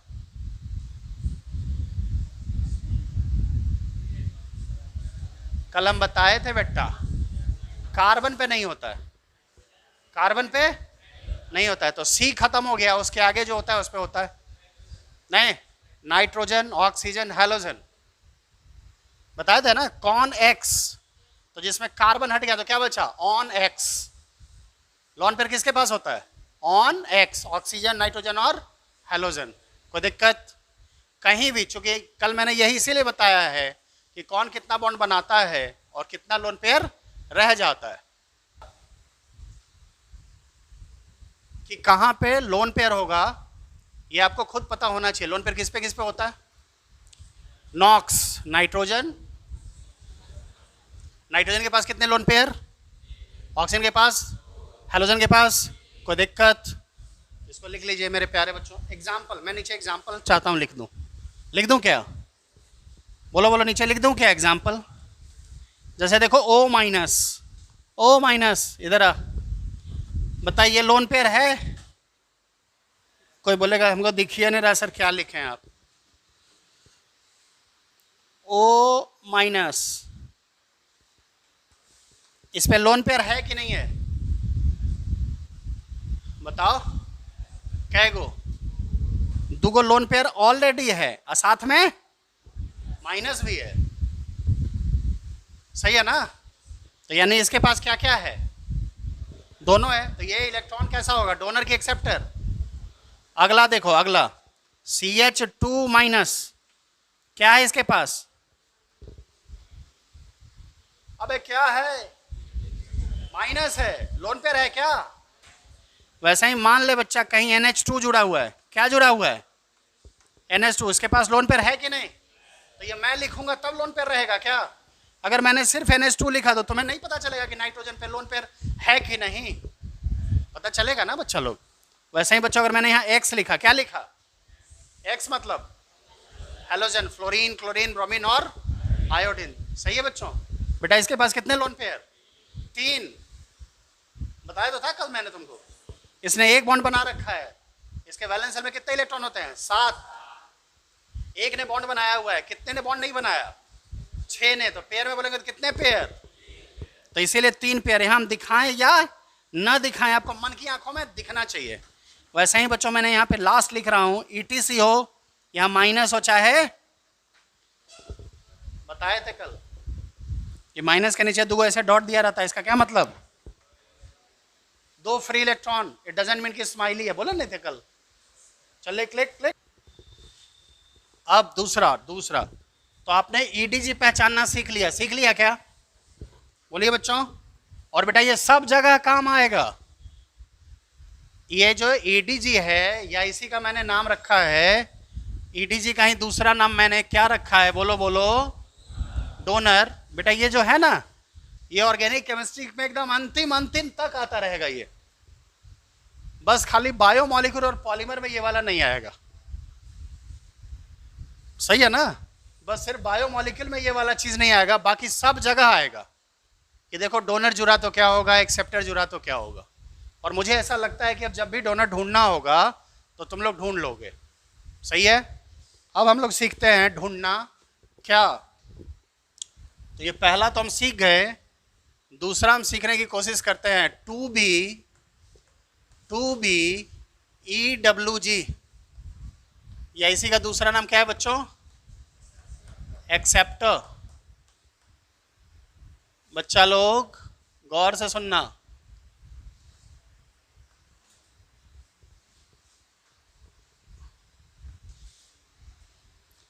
पहला, दूसरा, तीसरा, चौथा। सुनिएगा बच्चों। हाँ बेटा, अगर EWG पहचानना हो तो इसको 4 तरीके से पहचाना जाता है। कितने तरीके से? 4 तरीके से। पहला तरीका हम लोगों को पता है, कौन सा? पहला हम लोगों को पता है क्या? Positive charge is present.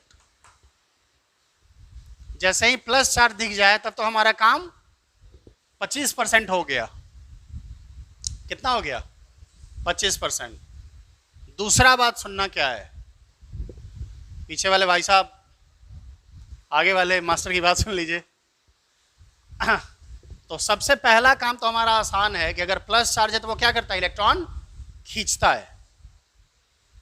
दूसरा पहचानने का दूसरा तरीका, पहला तो मुझे नहीं लगता कि आपको याद करना है, दूसरा तीसरा भी याद नहीं करना पड़ेगा। दूसरा है कि अगर मल्टीपल बॉन्ड हो, क्या हो? बोलिए बोलिए, क्या हो? मल्टीपल बॉन्ड हो। और कल मैंने बताया है कि मल्टीपल बॉन्ड कौन बनाता है, लेखिका मैडम सुन लीजिए। कल मैंने बताया है कि मल्टीपल बॉन्ड कौन बनाता है। मल्टीपल बॉन्ड यानी पाई बॉन्ड। अगर एक ही बॉन्ड होता है तो कौन सा होता है? सिग्मा। और मल्टीपल होता है तो क्या आता है? Pi bond. पाई बॉन्ड कौन बनाता है? बताया था मैंने ना, लाइक पाई बॉन्ड कौन बनाता है? पाई बॉन्ड कौन बनाता है? कौन बनाता है, सही है ना? कौन मतलब CON, सही है ना? ये नहीं लिख दिए KON, हाँ पिटबो करेंगे। तो मल्टीपल बॉन्ड होना चाहिए। अगर मल्टीपल बॉन्ड हो जाएगा तो वो कैसा हो सकता है? कैसा हो सकता है? EWG। हाँ, और मल्टीपल बॉन्ड किसके बीच हो? तो बिटवीन डिफरेंट एलिमेंट। किसके बीच हो? बोलना। डिफरेंट एलिमेंट के बीच अगर हो तब। अगर सेम एलिमेंट के बीच हो मल्टीपल बॉन्ड तब वो EDG भी हो सकता है, EWG भी हो सकता है। लेकिन अगर डिफरेंट, ये इसका क्या मतलब है बच्चा लोग? बिटवीन। इसका क्या मतलब है? बिटवीन। किसके बीच हो?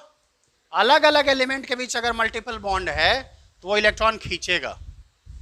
सवाल उठता है क्यों खींचेगा? अगर इस मल्टीपल बॉन्ड के हो जाने से ऐसा क्या हो गया? क्या हो गया ये बात समझाएंगे। और तीसरी बात, हाँ, जैसे एग्जाम्पल देखिएगा बच्चों, मैं एक समझा रहा हूं कि मान लीजिए ये है हमारे पास कोई ग्रुप, और ये जो ग्रुप है शायद आप जानते हो। कौन सा ग्रुप? नोमेनक्लेचर तुमने पढ़ा है, मुझे बताया गया है। हाँ, तो बेटा ये कौन सा ग्रुप है? एल्डिहाइड, है ना? तो इस एल्डिहाइड में मल्टीपल बॉन्ड है, हाँ के ना? बोलो, किसके बीच? यानी ये कैसा होगा? EWG। क्यों सो सुनना? कार्बन ऑक्सीजन में ज्यादा इलेक्ट्रोनेगेटिव कौन? तो ये इलेक्ट्रॉन नहीं ऑक्सीजन की तरफ थोड़ा खिंचा रहेगा, थोड़ा माइनस, और कार्बन पे थोड़ा, ये जो थोड़ा सा प्लस है इस वजह से ये इलेक्ट्रॉन खींच लेता है। पहली बात। दूसरी बात जो बहुत महत्वपूर्ण है, सुनना बेटा, पाई बॉन्ड को ही कहा जाता है अनसैचुरेशन। क्या कहा जाता है पाई बॉन्ड को? पाई बॉन्ड को क्या बोलते? तुमने याद करो, तुमने 10th क्लास में पढ़ा था सैचुरेटेड अनसैचुरेटेड। क्या पढ़ा था तुमने? सैचुरेटेड, और जहां पाई बॉन्ड होता था उसको हम लोग क्या बोलते थे? अनसैचुरेटेड। अनसैचुरेटेड का क्या मतलब? अनसैचुरेटेड का क्या मतलब? सुनना, मेरी बात सुनना। घर से तुम अपना पसंदीदा खाना खा के चले हो। घर से तुम कैसा खाना खा के चले हो? जो तुमको बहुत अच्छा लगता है। जैसे कुछ जो सामान्यतया ज्यादातर लोग मांसाहारी होते हैं तो उनको मुर्गा का लात बहुत अच्छा लगता है। नहीं, क्या अच्छा लगता है? हाँ, लेकिन जो मेरी तरह शाकाहारी हैं उनको मुर्गा से क्या लेना देना? हम लोगों के लिए तो भैया जो वेजिटेरियन है उसी पे काम करना है, चाहे नेनुआ कद्दू हो, चाहे भिंडी करेला हो। कभी कभार शादी ब्याह का मौसम होता है तो कभी कभी पनीर खा लेते हैं।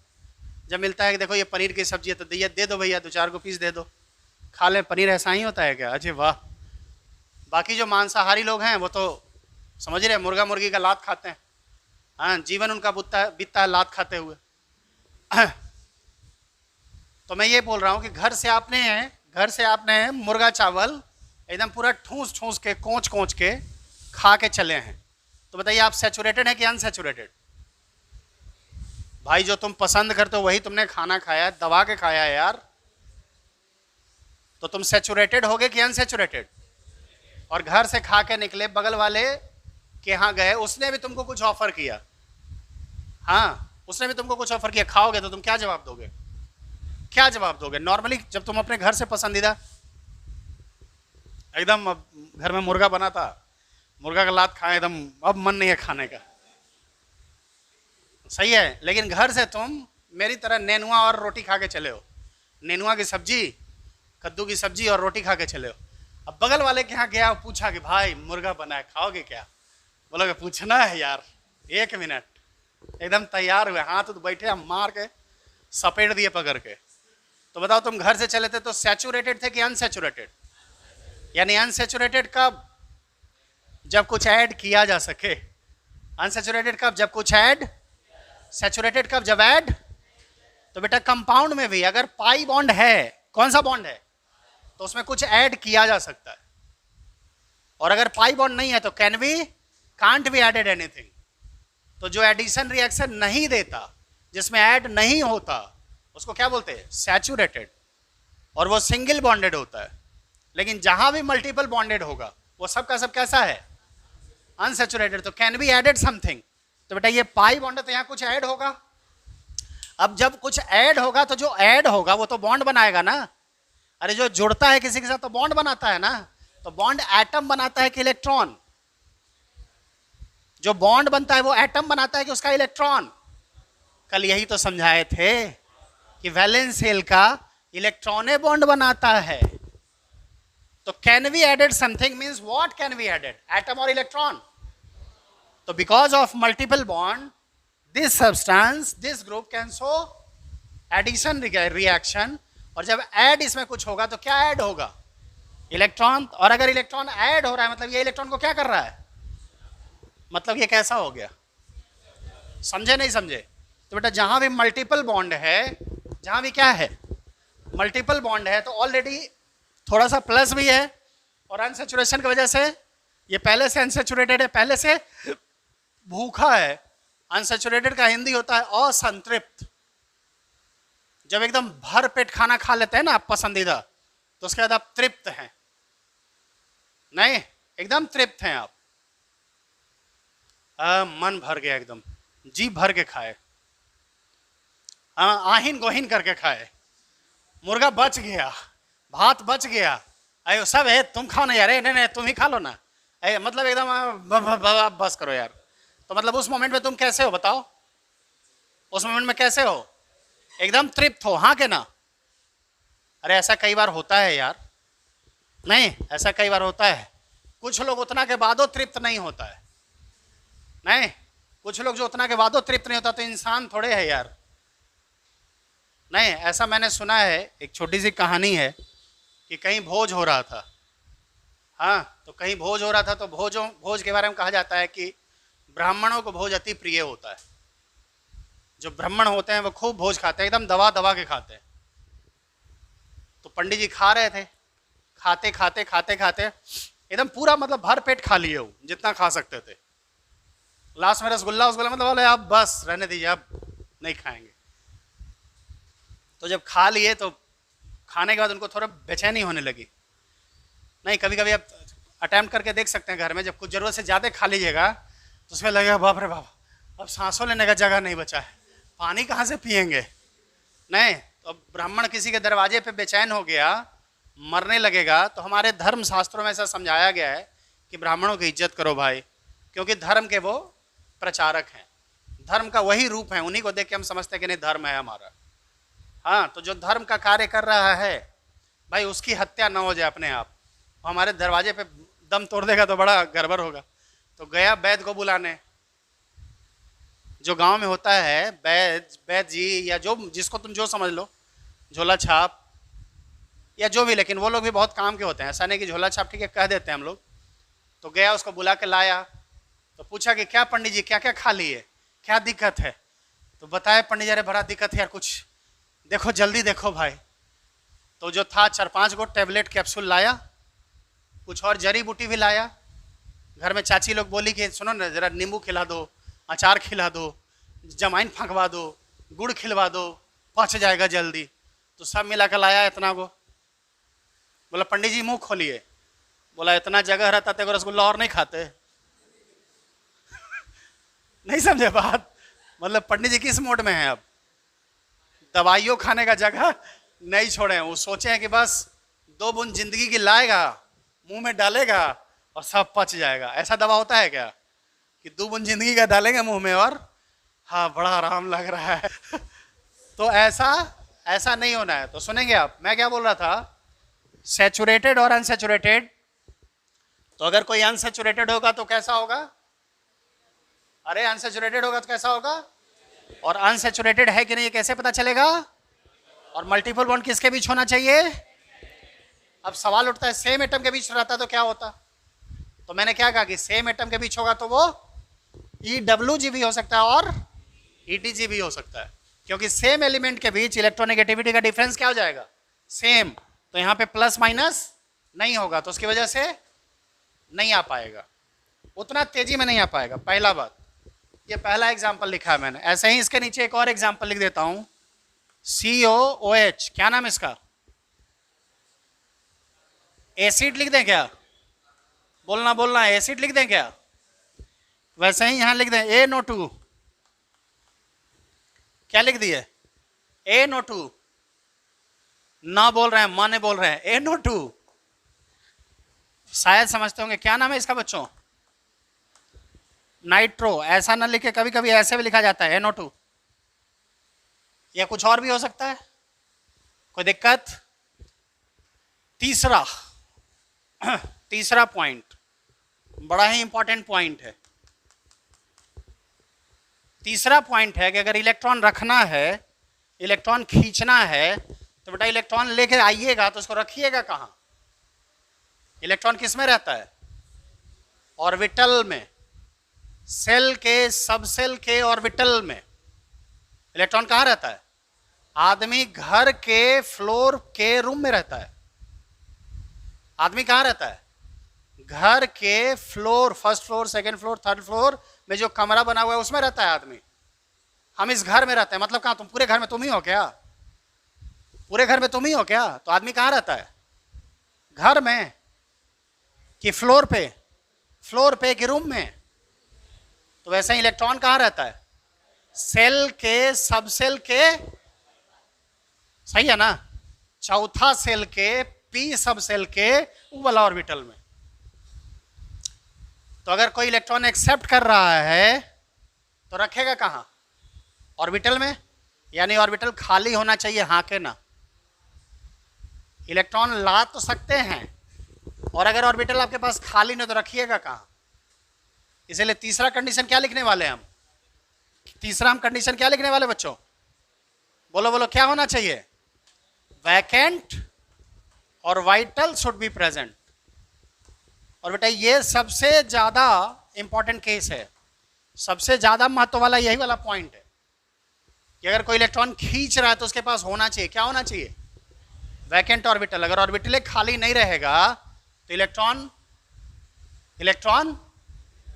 कहां ला रहे हैं? इलेक्ट्रॉन वहां रखिएगा कहां ही ना बताइए। नहीं, इसको आप ऐसे समझिएगा कि हमारे आपके चारों तरफ ऐसे बहुत सारे लोग हैं जो जेन्युइनली गरीब हैं, बहुत गरीब है, उनका अपना घर नहीं है, हाँ, जिंदगी जीने में भी तकलीफ है, दोनों शाम खाना पीना भी नहीं हो पाता है। तो मतलब उनको सरकारी मदद मिलना चाहिए, जो सरकार भेजती है पैसा वो मिलना चाहिए। लेकिन जो सरकार पैसा भेजती है वो कहाँ भेजती है? अकाउंट में। कहाँ भेजती है? और उनके पास अकाउंटे नहीं है तो क्या करेगा कोई? इसलिए सबसे पहला काम क्या करना है? जनधन अकाउंट खुलवाना है। सबसे पहला काम क्या करना है? अरे कोई गरीब आदमी है, उसको सरकार का मदद मिले तो इसके लिए सबसे पहले क्या होना चाहिए? गरीब हैं, बड़ी कष्ट में हैं, अरे भाई तो सरकार कहाँ से पैसा देगा? कौची में देगा? ऐसा थोड़ा है कि हेलीकॉप्टर से उड़ाते चल जाएगा, लुटते चलो, ऐसा तो नहीं होना है। तो सरकार का पैसा कहाँ आता है? अकाउंट में। यानी अकाउंट क्या है आपका? ऑर्बिटल है। इसलिए हम सब के पास क्या होना चाहिए? अकाउंट। कभी तो टाइम आएगा, सही है ना? अकाउंटे नहीं है तब दौड़ते रहिए, फिर हमारा ना आया, देखिए ना सरकार वाला पैसे नहीं आया, अरे अकाउंट है ये नहीं है, देवे नहीं किया तो कैसे आएगा? तो यानी तीसरा चीज जो सबसे इंपॉर्टेंट वो क्या है? क्या होना चाहिए?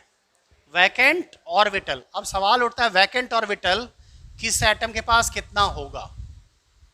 तो ये वैकेंट ऑर्बिटल वाला जो पंगा है ये स्पेशली सेकेंड पीरियड वाले में ज्यादा आता है। किसमें? अरे आप पीरियोडिक टेबल आप पढ़ चुके हैं, मुझे पता है। पहला पीरियड में तो 2 एलिमेंट है, कौन कौन? पहले पीरियड में 2 ही है, हाइड्रोजन और, तो उसमें तो बोलना ही नहीं है, दोनों फुल है बेचारा, खाली ऑर्बिटल है ही नहीं है। उसके बाद beryllium, boron, carbon, nitrogen, oxygen, fluorine, neon, खत्म। इन सब में कैगो ऑर्बिटल है? सेकेंड पीरियड में कैगो सेल?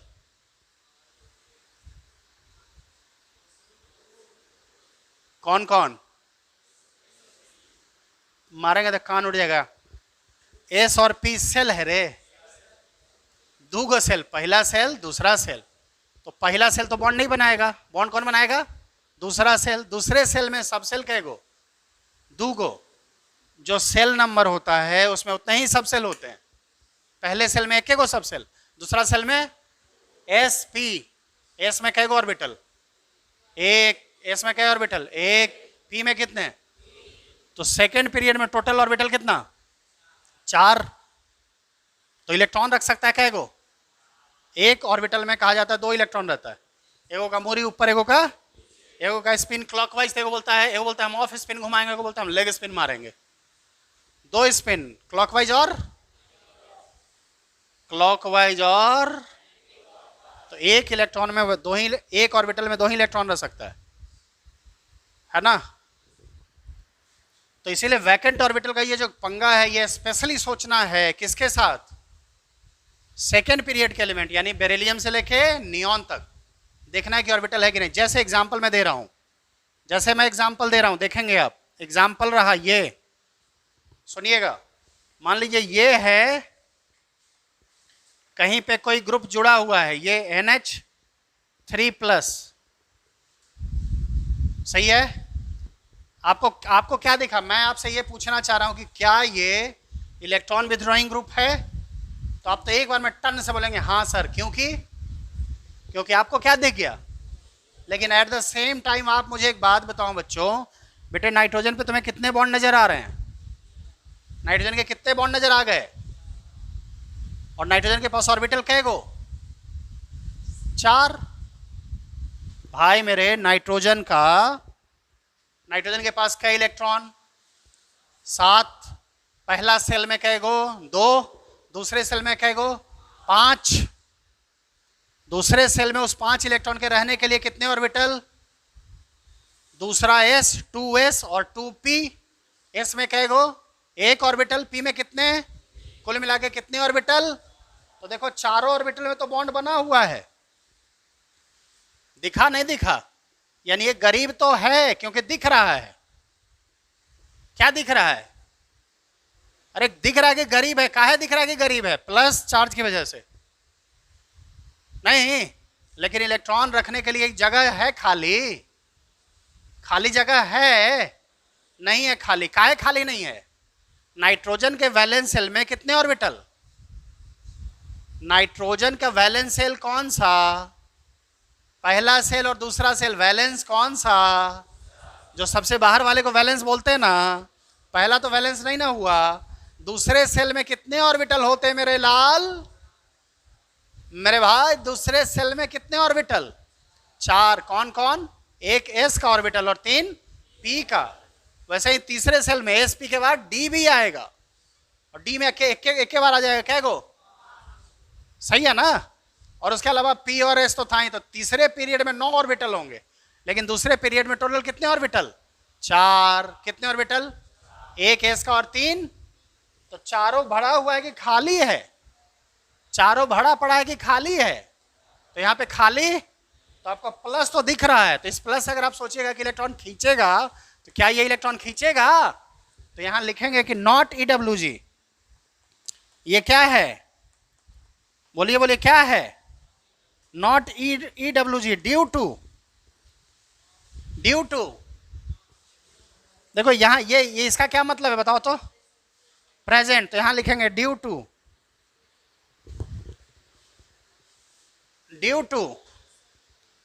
बोलना। तुम लोग बोलते नहीं हो यार, कभी कभी गुम्मा मार देते हो। ड्यू टू क्योंकि यहां पे ऑर्बिटल खाली, आपको दिख रहा है कि प्लस है तो इलेक्ट्रॉन खींचना चाहिए इसको, लेकिन ऑर्बिटल खाली नहीं तो रखोगे कहां? समझ रहे नहीं समझ रहे? ऐसा बच्चा लोग करता है। क्यों? बच्चा गया आपके साथ दुकान पे, ये भी खरीद दीजिए वो भी खरीद दीजिए, सब हाथ भर गया होकर, फिर भी बोल रहा है वो बोला लेंगे वो बोलाते। अरे रखोगे कैसे? उसका हाथ पूरा भर गया, फिर भी उबला चॉकलेट, उबला बिस्किट, उबला ये, अब कहाँ ले जाओगे? तो उसको तो अक्ल नहीं है। क्या इसके पास भी अक्ल नहीं है? ये इलेक्ट्रॉन खींचना चाहे तो खींच तो ले, लेकिन रखेगा कहाँ? रखने का जगह है क्या? तो आपको जो दिख रहा है कि प्लस है, तो ये इलेक्ट्रॉन नहीं खींचेगा। समझे नहीं समझे? बोलिए समझे नहीं समझे? तो तीसरा पॉइंट जो है वो सबसे ज्यादा इंपॉर्टेंट है। और तीसरा पॉइंट क्या है? तीसरा पहले और दूसरे से ज्यादा इंपॉर्टेंट है। क्या होना चाहिए? Vacant orbital. आपको दिख रहा है कि प्लस है तो इलेक्ट्रॉन खींच लेगा, ऐसा नहीं है। कोई दिक्कत? लिख। अब मैं दूंगा कुछ सवाल जिसमें तुम पता करोगे कि कौन EDG है और कौन EWG है। पता कर सकते हो ना?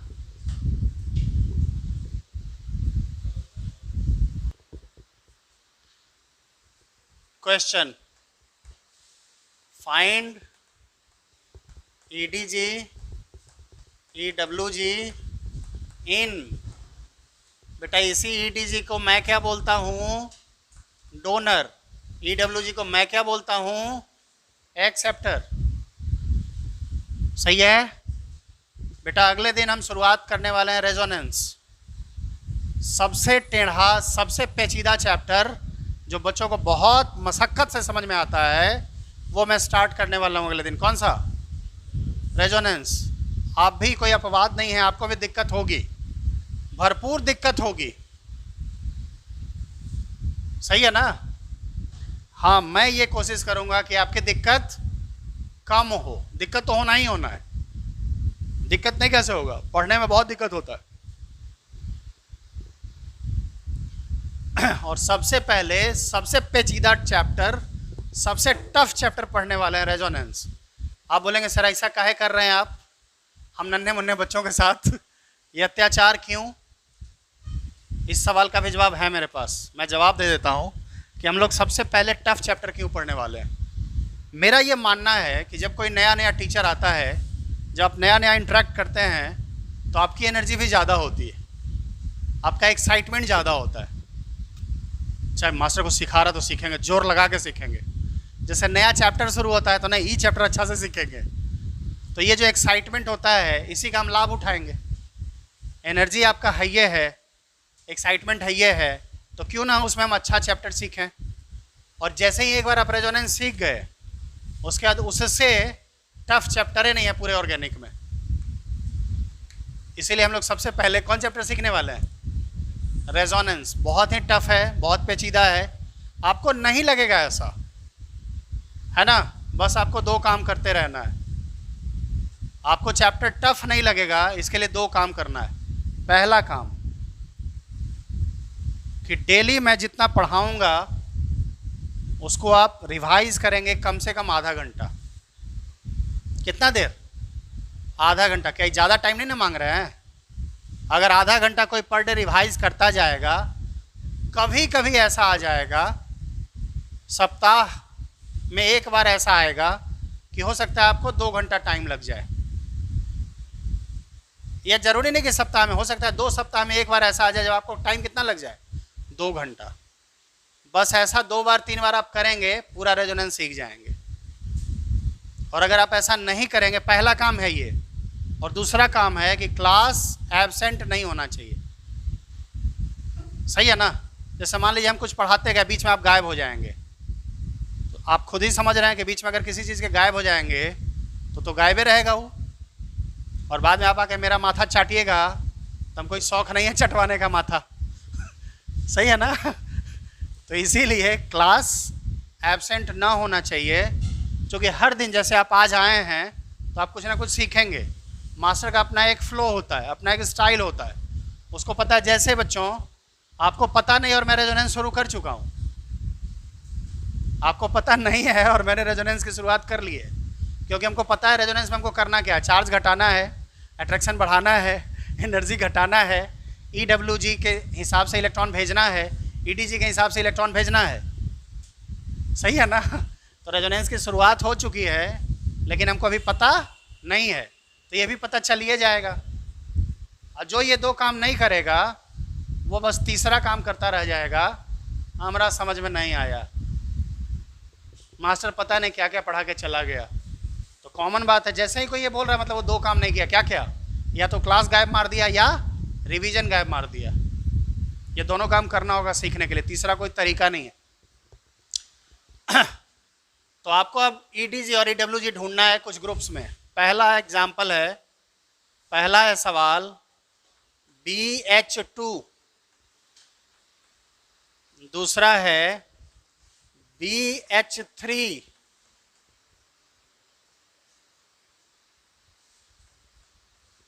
माइनस, तीसरा है N डबल बॉन्ड O, इसका नाम है नाइट्रोसो। बेटा NO2 का क्या नाम था? ये लगता है मेरे शर्ट से मिट गया। इसका मैंने नाम लिखा था क्या?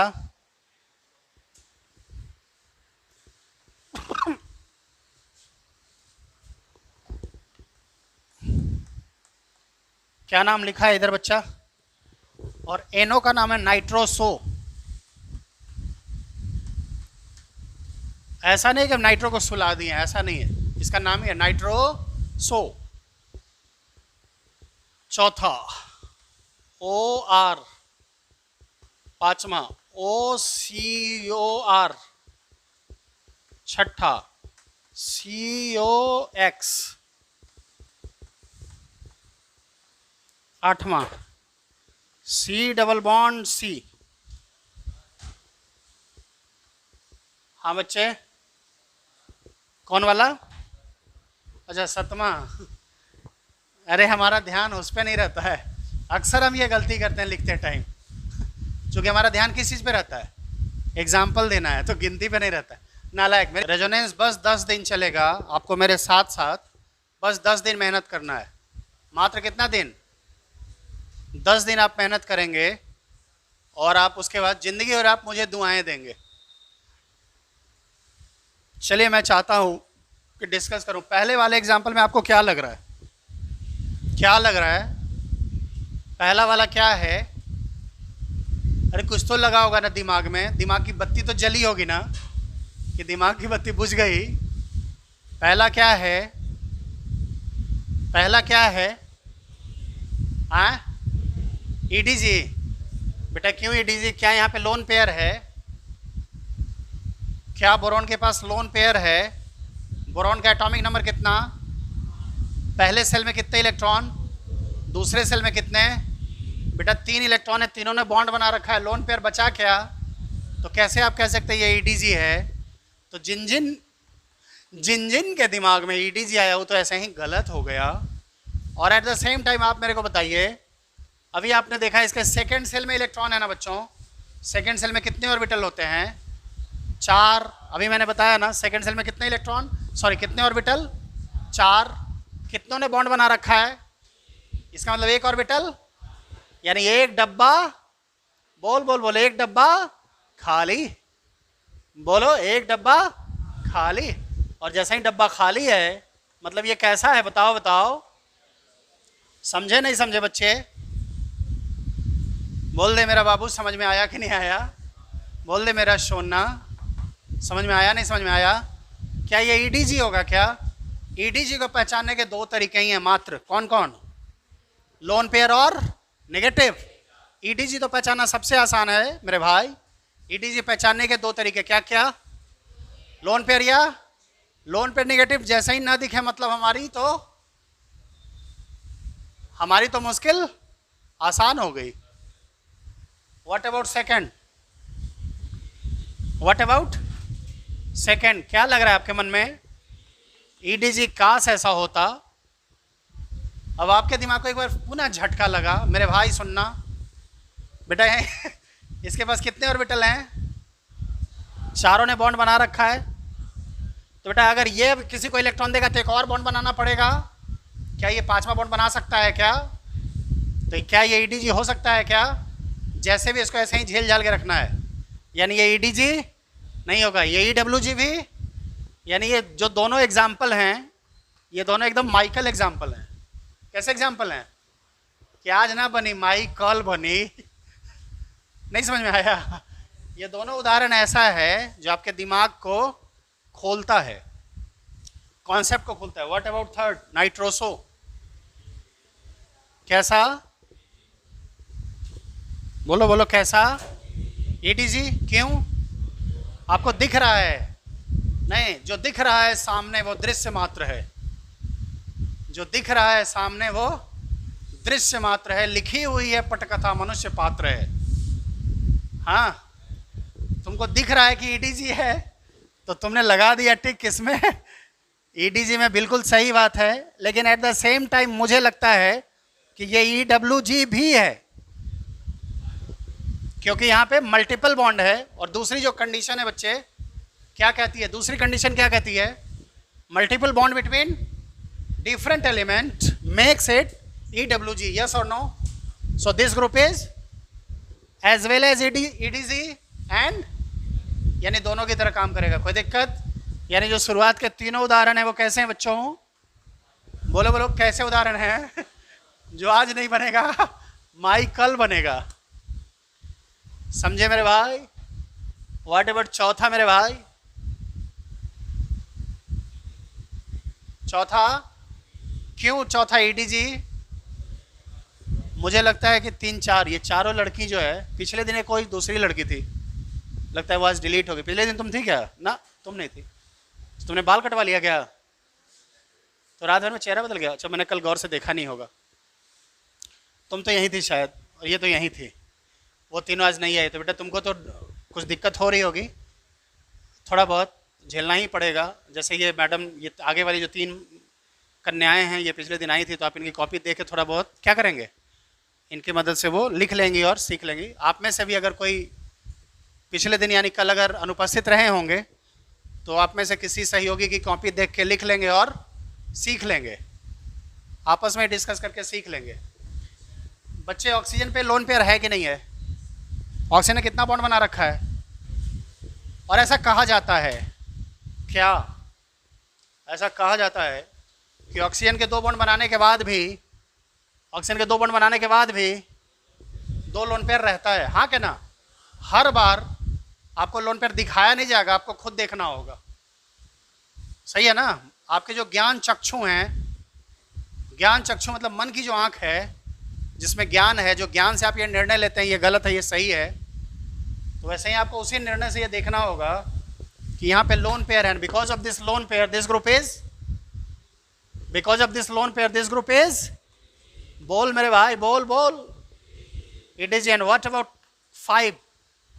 What about number 5? बोलो बोलो, दोनों ना?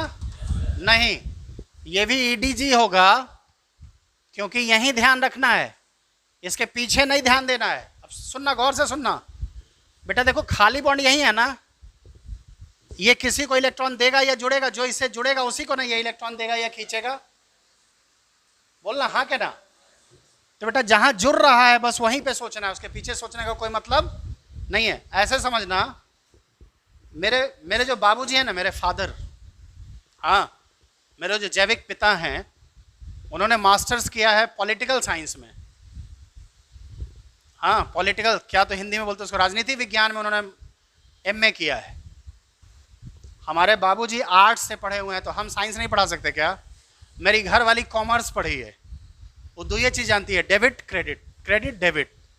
हाँ वो भी ग्रेजुएशन है, बीकॉम की है, क्या बोलते हैं उसको, कॉमर्स में। तो क्या हम साइंस नहीं पढ़ा सकते क्या? तो तुम बताओ, हम तुमको साइंस सिखा सकते हैं हाँ के ना? क्यों? क्योंकि तुम मुझसे जुड़े हो, मेरे बाबूजी से जुड़े हो क्या? तुम मेरी पत्नी से जुड़े हो क्या? मेरे बाकी घर वालों से जुड़े हो क्या? तो तुम मुझसे जुड़े हो तो सिर्फ मेरे बारे में सोचोगे कि मेरे घर वालों के बारे में सोचोगे? बेटा ठीक इसी तरह से कोई अगर इससे जुड़ रहा है तो इसके पीछे से कोई मतलब है क्या उसको? तो तुम जिससे जुड़े हो सिर्फ बिल्कुल अर्जुन की तरह देखना है। तुमने सुना होगा, द्रोणाचार्य ने पूछा भीम क्या दिख रहा है? हलवा, लड्डू भी है। और सबसे पूछे, हाँ युधिष्ठिर से पूछे, युधिष्ठिर क्या दिख रहा है? बोले दिख रहा है एक जीव है, उस जीव परमात्मा का ही अंश है, अगर उसकी हत्या होती है तो हमें पाप लगेगा। मतलब प्रवचन देना। अर्जुन से पूछे, अर्जुन क्या दिख रहा है? बोले आंख। किस चीज की आंख? चिड़िया की आंख। तीर चला, भेद दिया। तो तुमको भी क्या दिखना चाहिए? क्या दिखना चाहिए? तुम में से कोई ये भी बोल सकता है सर उसको तो मछली का आंख दिखा था। अबे जब गुरुजी सिखा रहे थे तो चिड़िया का आंख दिखा था, ब्याह करने गया था तब मछली की आंख में मारना था। नहीं समझे बात? जब गुरुजी द्रोणाचार्य ट्रेनिंग दे रहे थे तो क्या दिख रहा था उसको? मछली का आंख। गुरुजी को पता था ना कि इसको आंखें में तीर मारना है। हाँ तो इसीलिए तुम जहां जुड़े हो वहीं सोचना है, उसके पीछे सोचने का कोई मतलब नहीं है। अगर आप ऐसा सोचते हैं तो आप कलाकार हैं। आप क्या हैं? कलाकार हैं। और कृपया अपनी कलाकारी प्रदर्शित ना करें। तो इसीलिए यहाँ जुड़े हैं, यहाँ लोन पेयर। तो वैसे ही देखिए बच्चों, यहाँ पे क्या दिखाया गया? क्यों दिखाया गया ये लोन पेयर क्यों दिखाया गया कि तुम यहाँ देखो यहाँ भी देखो? लेकिन तुमको कहाँ देखना है? तुमको कहाँ देखना है? यहीं पे देखना है, यहाँ। तो यहाँ जब देखोगे तो कैसा होगा? बोल दे मेरे भाई, बोल दे। EWG हैं, सही है ना? और बेटा ये क्या होगा? Multiple bond between similar atom. मैंने क्या कहा था? डिफरेंट एलिमेंट के बीच है तो कैसा काम करेगा? EWG। लेकिन अगर सिमिलर एटम के बीच है तो EWG भी और EDG भी। कोई दिक्कत? इतना तक कोई दिक्कत? अगले दिन मैं सबसे पहली चर्चा करूंगा, सबसे पहली चर्चा। हाँ वो मैं लिख दे रहा हूं, आप मेरे को याद दिला देना।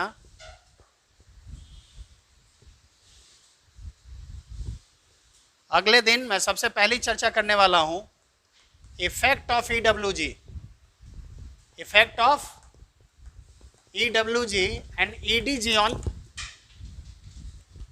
On charge. सबसे पहली चर्चा क्या करने वाले बच्चों? बोलो बोलो, सबसे पहली चर्चा क्या करने वाले हैं कि ये, अरे तुम लोग सुन ना राजी मेरा बात, मेरा बात सुनो। अगले दिन सबसे पहले हम क्या चर्चा करने वाले हैं कि ईडब्ल्यूजी और ईडीजी का क्या असर होता है किस पे। पहले सबसे पहले ये चर्चा करेंगे और इस चर्चा के बाद हमारा शुरू होगा कौन सा, रेजोनेंस। सही है बच्चों, चलिए आज के लिए इतना ही, थैंक यू।